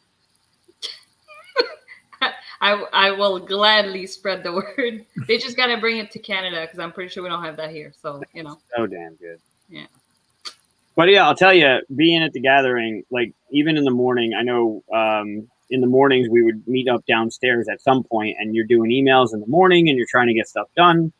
But then it's lunch, and then it's a game or two, and then there's chatting, and then it's dinner, and then you come back from dinner, maybe it's a game or two, and then it's 7 a.m. Like it just time goes so fast when you're doing stuff that there's the intent of checking in on Discord and like seeing what people are saying and sharing photos of the number 42 order receipt from the restaurant. Like there's things you want to do, and there's just, it seems like 10 days is like, holy shit, how am I going to make it? And then all of a sudden it's Saturday night and you're like, oh my God, what happened? But Gen Con too, right? Like Gen Con is a blur sometimes. All of a sudden Thursday blends into Friday, which is like we're packing up Sunday. Like it's just, it happens. Yeah. So we wanted to talk to you. We just didn't have time over the 10 days. Yeah, no, I get it. When I go to conventions, I'm the same way with all my other social media and stuff, right? Mm-hmm. But now that you're back, maybe, it was weird to go into Discord and be like, nobody said anything all day. Yeah. So. Chris missed us. No, I missed conversation. I didn't miss you. Oh, I thought you were going to say you missed Katia. That was great. I'm sure he missed me. No, you probably didn't. I gotta be meaner to you now that you're an official. All right, fine. I can take it, and I can gotta treat you just equal ground, right? No, it's fine. Bring it on. Oh wait, I don't want two front war. I don't want that. I don't know what you're so anyway, moving forward, since Daryl had to leave us, so why don't we talk a little bit about, and we haven't even talked about this really, but like, what do we want to do moving forward? Like next episode and things like that. Like, what do you want to do? What do you? Any ideas that you want to kind of bring forward? Thoughts? Me? Either one of you. Either one of you. What do you want to do more? I'll tell you what I would like to do is to actually start telling people about the show. We've been doing this for like 6 months. And honestly, like even today, I made the thumbnail and link for it 4 hours before the show, when we can easily get this done like a week beforehand and tell people ahead of time. Yeah.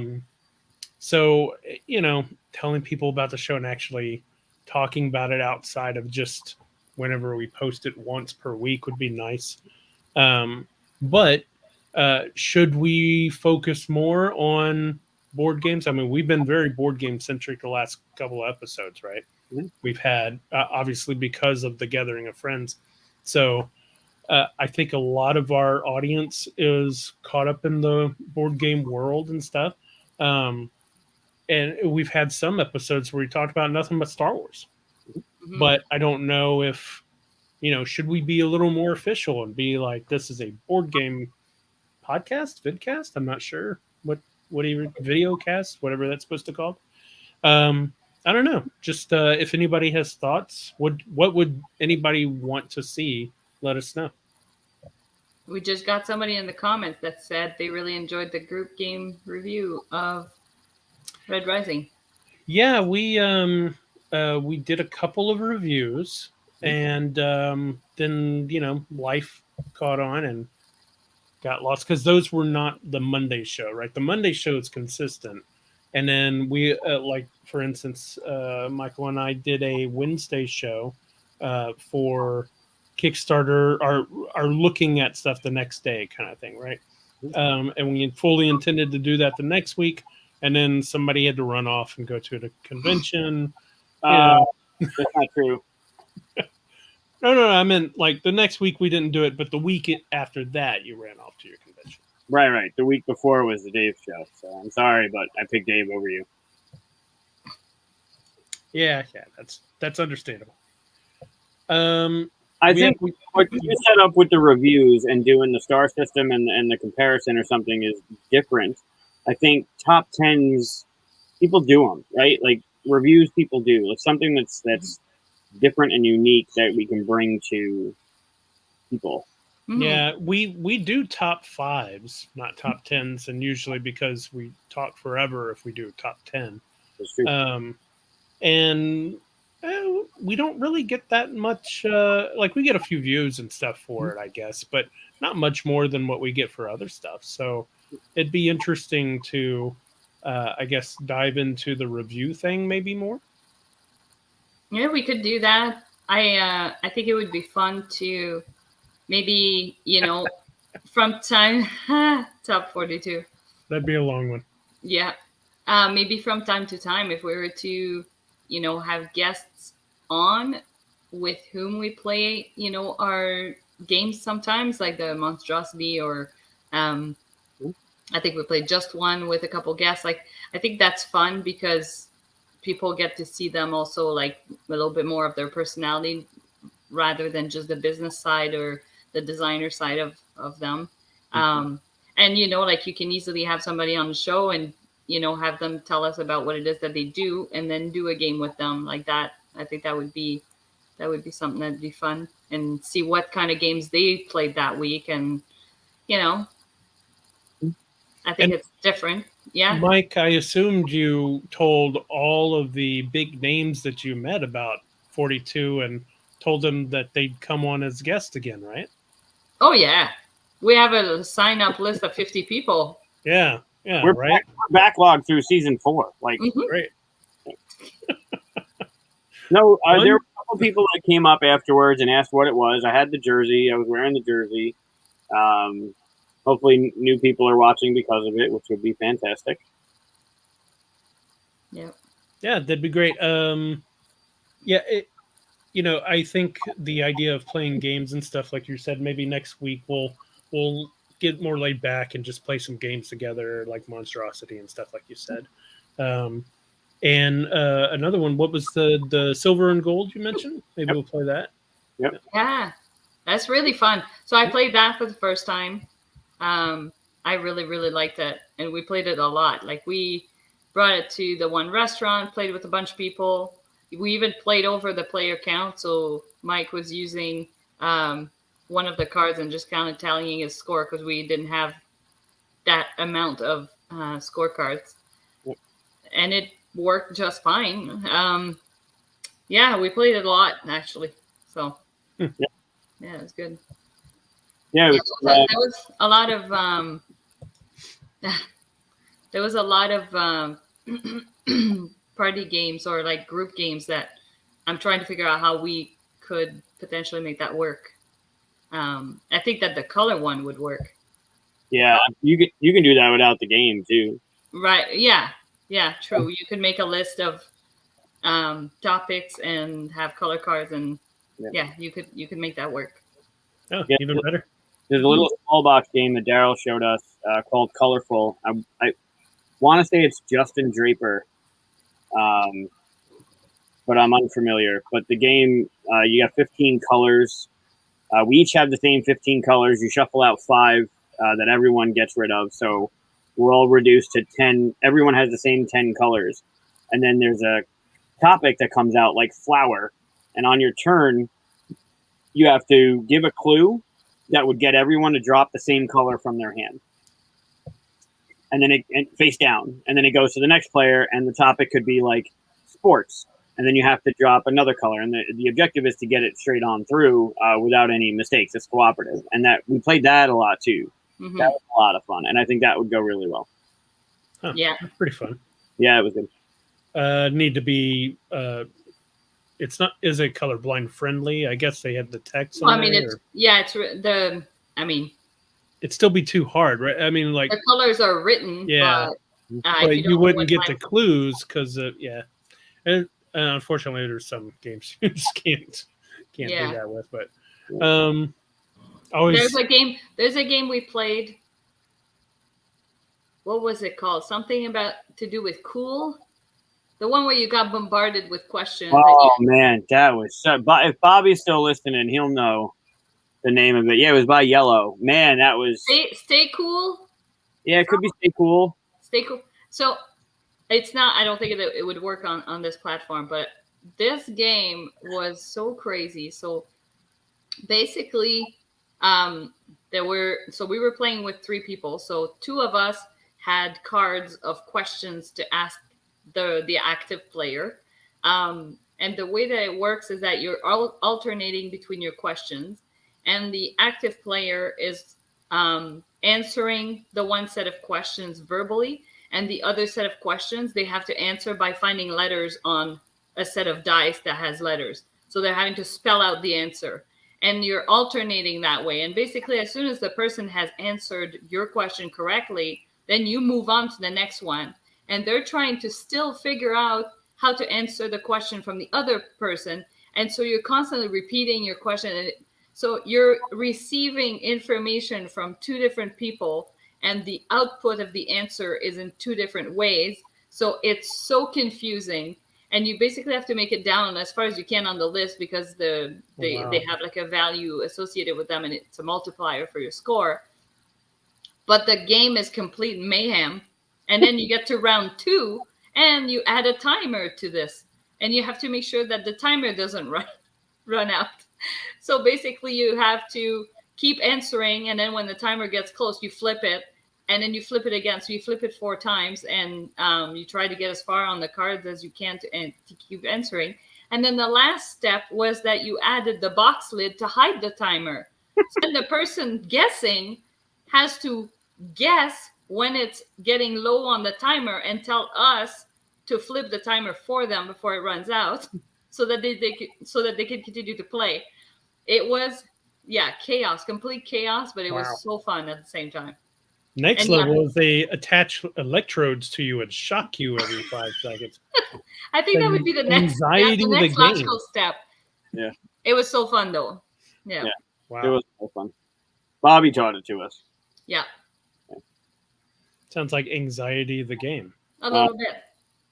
But there's no rule, I don't think, that was like you have to ask your question and then I have to ask my question, and then you have to ask like back and forth until you get an answer. It's just a constant barrage of like, I asked you for the color red. I asked like what year was it? Like it's just back and oh my god. Yeah. And then the timer thing, because you have to tell them to flip the timer. So that's another definitely another layer of having to. Yeah, it was complete chaos, but it was really fun. Yeah, that doesn't sound like something you could play on here. No, it was just it's a game that came to mind, and I was like, oh yeah, speaking of party games, like that was just that was fun. We haven't done trivia in a while. Oh yeah. Sure. Yeah, that could be good. You know, it was a good homemade. We did some homemade games before. You know, it was a good homemade game that I enjoyed was, and I just threw them away. But Mike, you made this game. Remember, you had me make cards with different colors on it. What? Really enjoyed it. I threw it in the trash, but I really enjoyed it. No. Same thing. I'm like, those 2 things did not go together. It was a great game. I just cleaned off my desk, and the game was I just wrote on cards a color name. Well, we hadn't played in so long, I was just like, threw it away. So, something like that. I could just write more colors on there. But it was the one where you would show like, you would say something like Dino or something like that, and we'd have to show. It was the Disney, the colorful Disney. Yeah. What was Stewie's clothes? That kind of thing. Was good. It was Color Brain. Target has it, the Disney edition called Color Brain. Yeah. So I think I still have my cards somewhere in this room. I did not throw them out. Oh, thank you, Katia. That's nice of you. Let's see how it's going to be. 2 against 1 here. You know what game I really enjoyed? I just threw it out. It wasn't the game. It was my writing on It was cards. your version of it. Yeah. You know why? It's because you have to print. I printed the actual colored squares. So Oh, I yeah. felt like once it was printed and cut up, I'm like, this is an actual game now. I'm keeping this. Yeah, I just took this and wrote white Yeah. on it. You know, I just threw that away. That's. I try to pay you a compliment by saying I enjoyed your game, and you focus on the negative. That's all I'm saying. So maybe then next time, but maybe next time we play games, then I come up with one and I'm the one running it, because it's always one of you running the Yeah. game. So That'd be great. You Sure. want to do that next week? yeah, Do one of those? Awesome. it's my homework. Cool. Yeah. Got homework for your All first right. day. Or Sounds second like day, a I would plan. To go back to your question about do we want to keep this as a board game heavy show, I would answer no. Unless we're splitting up the show and doing two different. I really enjoyed, in the beginning, we were definitely more segmented. Like, there was like a topic, like we're going to talk Marvel, and then we're going to talk board games, and like that kind of thing. But I don't want to lose out on watching like Mandalorian season 3 and then talking to you guys about it, or watching the rest of Rebels and be like, I think the concept of the full 42 was to be able to talk about, although there's stuff I haven't seen, and I'm sure there's stuff that you haven't seen, but the concept was we get to talk about anything, like something that's popular, Loki, What If, whatever it is, to keep it kind of, and I know it's broad and some of our episodes go long, but I like that it can be, and we can publish stuff earlier so people know what's coming up, or we have a better plan of what the hell we're going to talk about.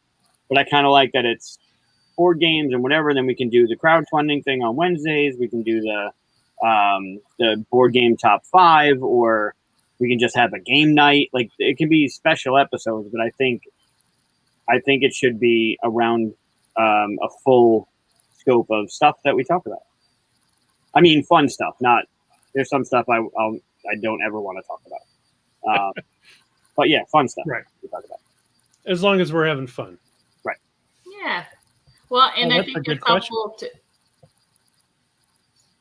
Oh yeah. I want to see episode 1 of What If. That's really what I want to see. You haven't seen even episode 1. Oh, I haven't. Oh, okay. So the weird thing, no spoilers, obviously, but the weird thing about it, you know what it is. It's like, what if this happened and it's not really attached to stuff. I read the comics. I love the comic series. Yeah. Very excited about when I first heard the announcement of it. I was very excited because some of those comics are like, yeah, but and I remember like even reading the comics without knowing What If was a thing. Like, yeah, but what if that happened? Like, what if somebody else had it? Like, you always have that idea of something else could be true if this had changed. The only thing, and it's the nature of it, but the only thing I'm disappointed in is that like the, WandaVision and Falcon and Winter Soldier and then Loki, all of it is connected to the big MCU, whereas What Ifs are episodic and, hey, what if this, like, they're fun to watch, but I feel like, man, I miss the big, like, oh, what's this going to do to the whole universe? What's this going to do, I think it was a good break. Yeah, that's From what it the feels other- like. It's like a break almost. Because, and like, for example, I watched the first one. I haven't had time to watch the other ones. And I don't feel that like, oh my God, I got to know what happens. Like I'm okay with. Right. So that is kind of nice in the sense that I don't feel. See, but I like the, oh my God, I can't wait to Why? see it. Like, I Well, love that. I don't mind that when I have access to the episode. So if I'm behind and they've all come out, sure. Because then I can binge watch. But it does drive me crazy having to wait a week. So We've become spoiled with our binge. very much so. Very much so. I mean, I'm getting used to Netflix saying, do you want to keep watching? Yeah. Stop judging me. Of course I do. I actually remember the first movie or show that I binge watched, and it was by DVD, not by Netflix, but it was the show 24. Oh my God, yes. Oh my God. So I just got the DVD, Yep. the whole set. And I was like, so the whole thing behind it is that every episode is an hour long, and it really is like an hour, like everything that happens in it is within an hour. So when you the leave whole for the season- commercial, Yeah, and The whole come season back. is one day, basically. Right. Stuff Yeah. has happened during the commercial, and it shows you the little clock that, oh, yeah, he's been getting tortured this whole time you've been watching Dorito commercials, that kind of thing, right? So when I sat down and started watching it, by the time I finished it in 2 days. And I was like, oh my God, I just spent 24 hours, literally 24 hours binge watching out of 48, binge watching this show. I don't think I've ever binge watched something that close either, with that much time. Yeah, Like I'm pretty sure. with the Marvel stuff, it's like, oh, there's only 8 episodes. Yeah, I could do that in 2 days, and that's not too big of a deal, But yeah, 24 was like that for us, for sure. Like I watched so much of it back to back to back to back, and yeah, at the time I didn't have the judgy streaming network. You're still watching making me feel guilty about it. It's like, heck yeah, I'm gonna watch next. Like it's, and yeah, we had the DVDs. I think we had burned them at the time, like when pirating was not. Those of you that are too young, there used to be a CD burner on your laptop. You could put in a blank CD and burn some stuff. There still is. No, for some I reason. don't. No. I don't even have. I don't even have a DVD slot or a CD slot in my laptops anymore. Oh well, I've got a desktop. Yeah. Oh yeah. No, last 2 laptops I got, there's no DVD thing. They just got rid of that because nobody uses them anymore. My desktop, which admittedly is like 5 years old, has a DVD burner in it. Never used it. I don't think I've ever even opened it. So. Yeah. I don't miss having to do that. Yeah. But yeah, and then I would say after 24, the other show that I really binged watched was probably Game of Thrones. Because when I watched it, it was all out already. Everybody, aside from, I lie. I think the last season wasn't out. Right. And so that's where you hopefully stopped. Not quite, but it was kind of sucky though, because we didn't have the proper streaming service. So again, we're using, back channels. And a bunch of the stuff that was happening with Daenerys and the people that don't speak English was not subtitled. So for the longest time in the show, every time that it got to her and the people that she was with, I was like, I don't care. I don't care with that, whatever happens with that storyline. God, because I didn't understand what was happening. And then eventually when we got, I think it was Netflix, we finally subscribed and then started seeing the subtitles. I was like, oh, there's supposed to be subtitles there. Okay. And but at that point I wasn't going back. So they were kind of like Chewbacca and R2-D2 and stuff to you. You were just like, I guess they're saying something. Well, no, because at least with Chewbacca or R2-D2, from the responses that people give, you know what they're saying. So context is there.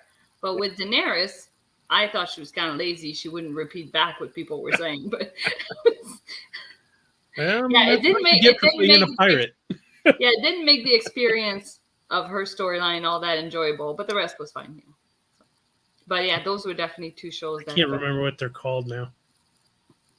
You're talking about the horse tribe people, right?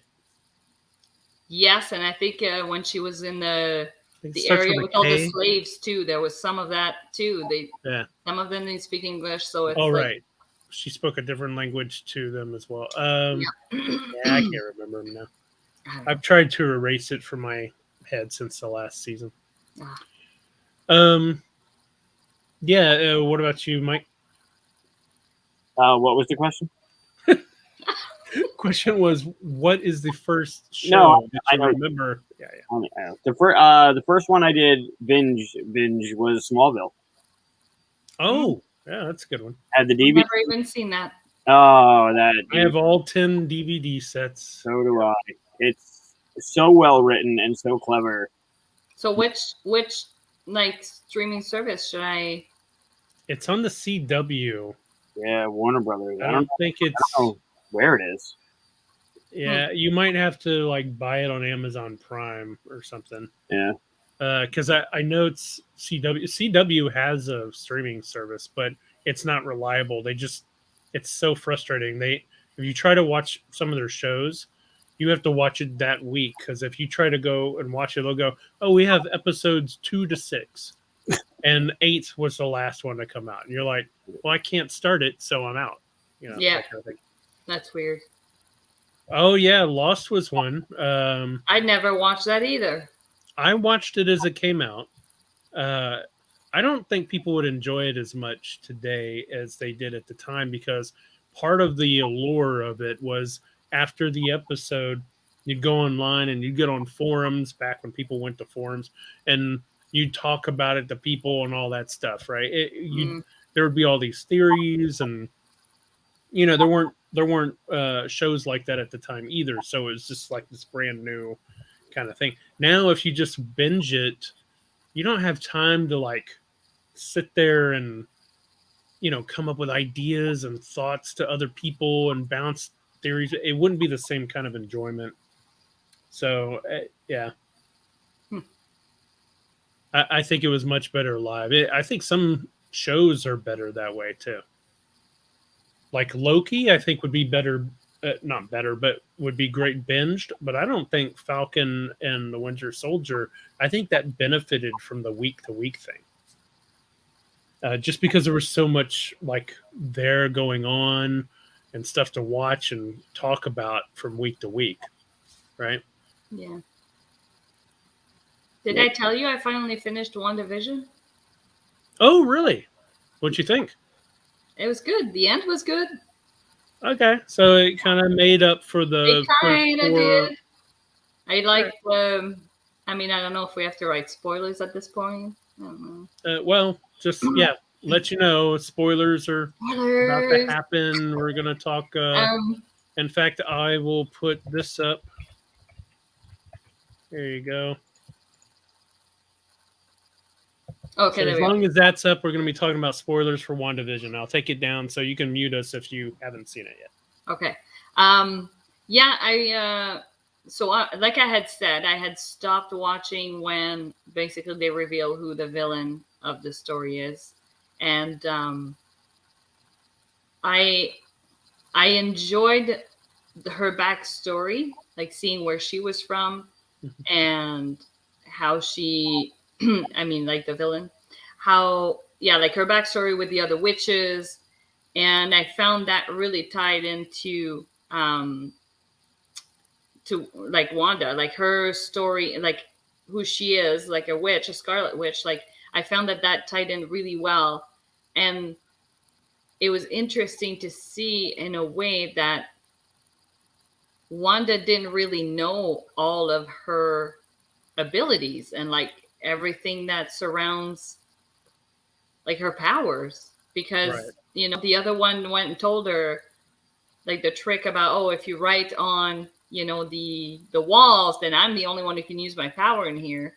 And so for her to like pull that back out when they were in the sky and like in the dome, like that was just, I was like, oh, that was really clever. I know when they reveal that as she's floating by, I was just like it's like, oh, well played. That was cool. So I mean, the one thing is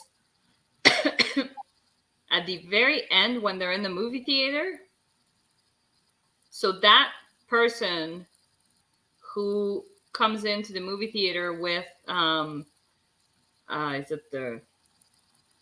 it's her who's in the movie theater with this other lady. So that ties into, is it Captain Marvel? I don't remember what you're talking about. Movie theater. It's like the after scene. Oh, right. Does that tie into Captain Marvel? That has to do with like I feel like so Captain Marvel's friend, like her best friend, that was her mom or something like that? That possible? Yeah. Are you talking about Monica Rambeau? Yeah. Her mom was friends with Daryl Andrews. Okay. That's what I thought. So when we watched it, it was like, So when you watch Captain Marvel, the young girl, yes, it's her. that's her. Yeah. Yeah. Yeah. Okay. So that's what we thought. Okay. So yeah, that was it was cool. Yeah. That's cool. And it all kind of tied in. So yeah, it sort of redeemed the series. Yeah, because you were anti it for a very long time. Oh, fuck, I would never rewatch it. Now that I've seen the end, that is one I would not rewatch. I would rewatch Loki or Winter Soldier and Falcon. I would not rewatch that just because the 4 first episodes are so freaking painful to me. Like it's just. You know what's interesting is you saw a different ending than we did to WandaVision. Oh, was that the cottage thing? Like that? Yeah. Slightly different. Oh, Basically, you saw more trees than we did. It's beautiful. They added trees to the ending of it. We still aren't 100% sure why they did that, but I don't know. But I feel like even when people start to analyze all those small things, like that's just beyond what I do. I watch the show and I try and enjoy it. Or I watch the show and don't, and then I give a pause, and then I finish it and enjoy it. But yeah, so that was that. I thought it was interesting at the end there. So I mean, I get it. I've had some shows where I give it a few episodes and I'm like, I'm not feeling it. And other people are like, you have to finish it. And I go, fine. And I push through and I'm like, oh, okay, that was worth it kind of thing. That happens. I think that was Parks and Rec for me. yeah, Was that for me? Like the first few episodes, like half the first season, I just like, okay, it's okay. And then by the end of the series, I was like, this is an amazing series. Watch it again, kind of thing. that was funny because that came up a few days ago when I was talking to Keith. He brought up the Cones of Dunshire. Oh, yeah. Oh my God. Yeah. Oh, you got an opposite feeling from Timothy here. I have to give it a binge. I loved it at the beginning. That makes no sense. Well, you'd said in an earlier episode that you didn't identify with any of the stuff that they were doing in the first 4 episodes of WandaVision, right? Because you didn't watch any sitcoms and stuff. Mm-hmm. So I totally understand that. That makes sense. Yeah. Half of the enjoyment for those for me was, oh my God, it's like the Dick Van Dyke Show in the beginning and, all that stuff. And yeah. So. Yeah. Mike, are you asleep? Saw you looking down. No. Why would I? I know you guys are tired from your. Actually, no. Like I said, I woke up at noon, so I feel great. That was probably the longest stretch of sleep I've had in a decade. Feel dated? Are you talking about WandaVision? No, I'm talking about Lost. Because Tim said something about was Lost any better with age. So. Yeah, I don't know if it would be. I definitely don't think it would be better, but I do think that I don't think it'll be as great as it was at the time. It was more of an event almost every week, Yeah. Still so interesting to watch though. Yeah, I lost. All right, done with spoilers. We can turn this off. Yes. Sure. Cool. So now that we're done with spoilers and stuff, except that no. Yeah. It's amazing that was her mother. See, even stuff like that, I would be upset with. Well, I mean, because now I know it's not. But yeah, you know how strict I am about. You are. I get it. But yeah. So, all right. Well, I'm glad you finally finished WandaVision. So, and from what you said, I imagine your rankings of the things so far it still puts it at the bottom. Yes, because for me it's just even any shows, like when people say, oh, you got to stick through, you got to like at least get through this part and then it gets better. But it's like, but that's really frustrating that they went this long. Night. It gave us 2 hours. Thank you. But yeah, to me, that's really frustrating when there are shows like that where you feel like you have to really push through to get to the good part. And yeah, even Rebels, like I was convinced by the people in the other channel to push through. I'm glad I resumed watching, but for a while there, it was like, man. So it's unfortunate when that happens. So yeah, for me, because of that, Wanda was the bottom of the. Now that one I don't understand. Rebels is amazing for me all the way through. I know that, Mike, you don't like the animation as much. That was a big hurdle in the beginning because coming off of Clone Wars, you kind of get used to the characters and the story. Yeah. And although the writing, I mean, you can listen to it with your eyes closed, and the writing and all of that stuff, it really hits. It's really phenomenal. But getting past what you just watched for 4 seasons or 5 seasons to 8 seasons. How many were there? There were a lot of seasons, all the seasons. Well, okay, so you did watch it in a different order than I did because I think 7 seasons for Clone Wars, right? The 7th season was made after Rebels. Sure. Like they made that much later, and the animation in the 7th season is actually better, I believe, than previous as well. But you watched Clone Wars 1 through 7, which really great animation, then went back to Rebels. I'm rewatching Clone Wars now. I think I'm like mid-2nd season, and the animation's not great still. Like it's getting better and better. But like early on, Clone Wars Yoda was all weird and blocky looking and stuff. So it's just kind of a weird. I mean, Bad Batch now was like really great animation. Yeah, I want to finish Rebels so I can watch Bad Batch right after. Same. Yeah.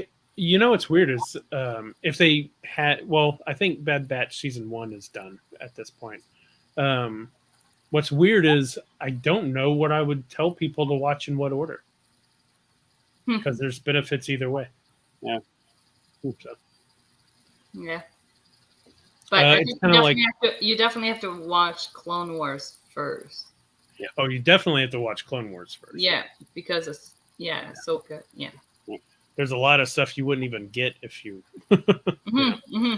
But yeah, actually, it's kind of like when you show Star Wars to someone for the first time. Do you show them 1, 2, 3, 4, 5, 6, and then I guess 7, 8, 9, or do you show them 4, 5, 6, 1, 2, 3?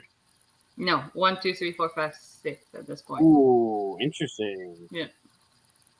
That's how I showed Aaron. Yeah. And I think it is the better way. Yeah. If this person had been living on an island and didn't know that Darth Vader was Luke Skywalker's father, spoilers, I guess. At this point, it's pop culture. Like it's ingrained. I know. That's what I'm saying. They'd have to be living on an island not to know. Then maybe watching 4, 5, 6 would be it. But they're not going to get that surprise like, original, whatever. Like whenever you watch Star Wars before 1, 2, and 3 even existed, right? Mm-hmm. They're not going to get that surprise. So you might as well watch it in order. Well, even now, 4, 5, 6. Now that Clone Wars is out and all of those other shows, like I wish that I had watched basically 1, 2, and then Clone Wars, and because like to me the transition of Anakin happened way too fast in the movies, and Clone Wars really helped fill that in for me. So yeah, although they still don't like Clone. I thought when they showed Clone, like we're gonna do Clone Wars the cartoon series. I was like, cool, they're gonna show where the little thing up, but they start off with Anakin's little scar. I thought, why would put that as the story thing in there, right? That's from a novel, isn't it? Didn't that happen to him in one of the stories? Yeah, but they made the novel after episode 3. But why wouldn't they introduce that? I don't know. And nothing's canon unless it's been on screen, right? I mean, yeah. But yeah, I know. I would love to watch. Now that I'm watching Clone Wars over again, I almost kind of wish I should have started at 1, then 2, then go into Clone Wars, then continue. Yeah. It's a totally different story. We've talked about it on the show. Like when you watch from 1 to 6, you watch this character arc of young Anakin and like just live and die, and it hits so much harder than like the fandom of 4, 5, 6, which is great, and then going back to like, oh, let's look at what happened, and then you're thrown into this Jar Jar mess.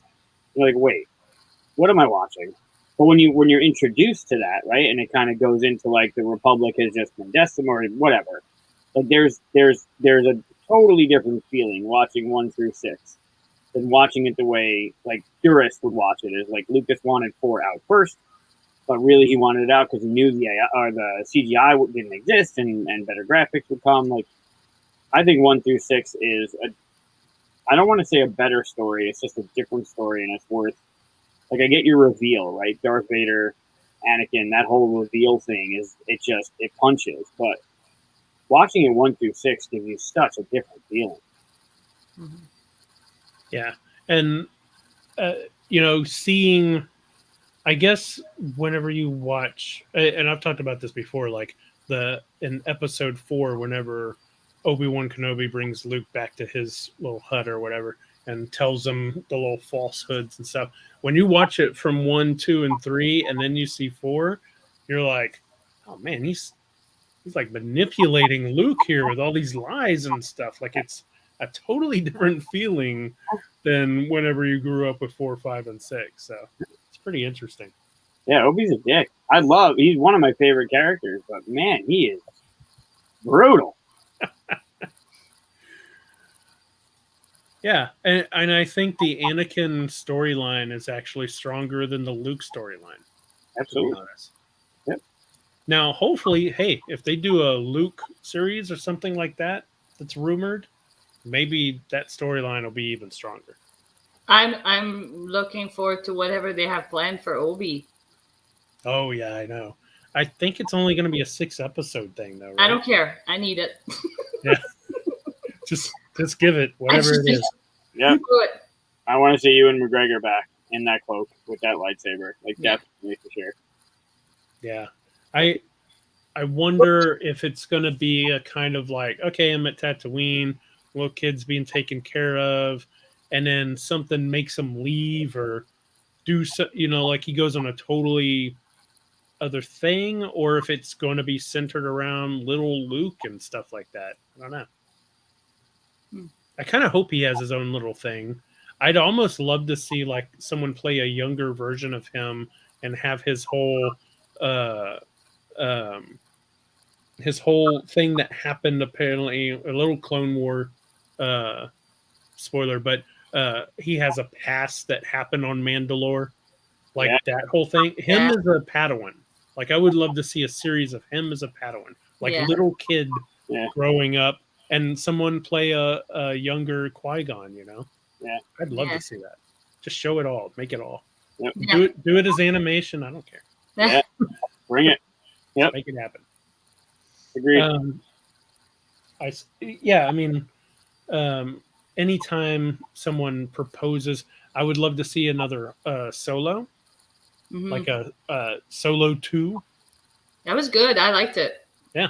The Solo movie. Yeah. Another kind of heist movie and stuff. That'd be fun. Yep. Mm-hmm. So, yeah. Everything. All the Star Wars. All of it. Give me Greedo's backstory. Give me a 6-episode Greedo story.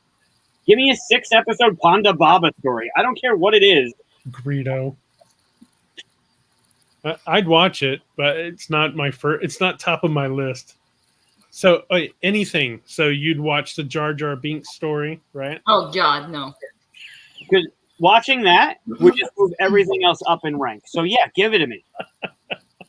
There are episodes of Clone Wars that we skipped through because he was too much of and I was like, I can't do it. Yeah, it was like you mean you never saw them? Like I started watching and then it was one of those where it's like, don't think I care to see the last 10 minutes. Next. As horrible as it is, the first couple times we see Jar Jar in the Clone Wars, it's a different voice actor, and it's even more frustrating. And then few episodes in, I think someone was like, you know what, that really sucks. So why don't we get the voice actor back that did Jar Jar?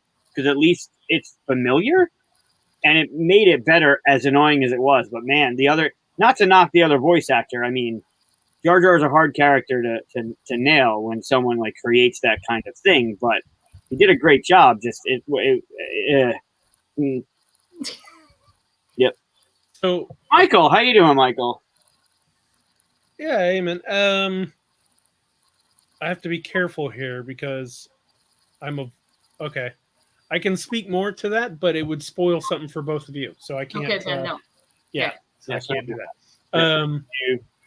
There's some interesting stuff there, though. We won't be spoiled. Don't look at the comments in case someone does say something. Then.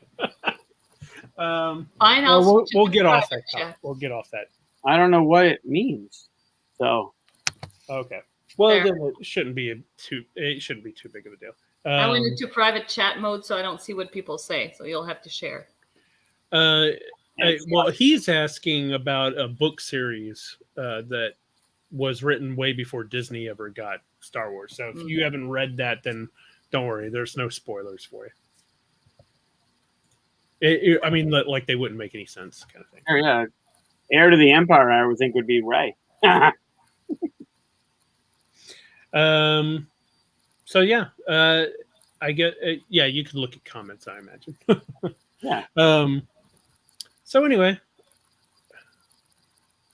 yeah. Don't look at comments then. Spoilers. Michael's blowing it up. I love it. Yeah. How far are you guys in Rebels? I wrote it in the Discord in one of the channels, but I think it was on the third. It was on the other channel, the one that Michael is in, Michael DeVito. I know you both at least finished season 2. Hold on. It was. You're in the 3rd season somewhere, maybe. Not like you've had a lot of time. Is it in general? To watch it. Or did we? Yeah, I can't remember. Somebody was saying they were on season 2. Oh, no. I'm at episode 11 in season 3, and it's starting to lead somewhere good. Okay, so I must be like shortly after that. You're way. I just ended season 2, so.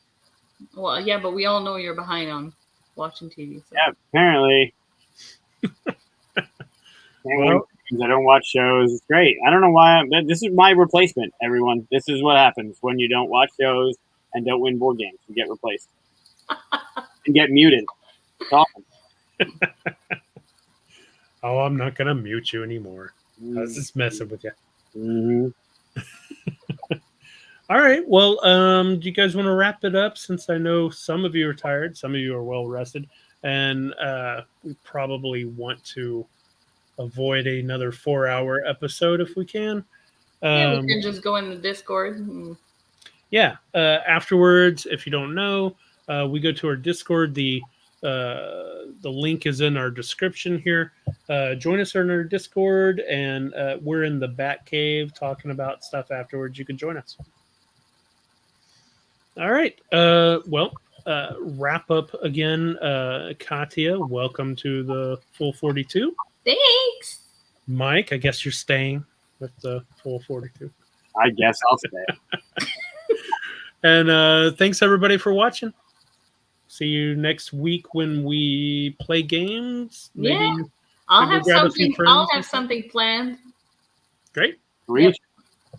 And thanks, Daryl, for showing up before your battery ran out. Yeah. All right.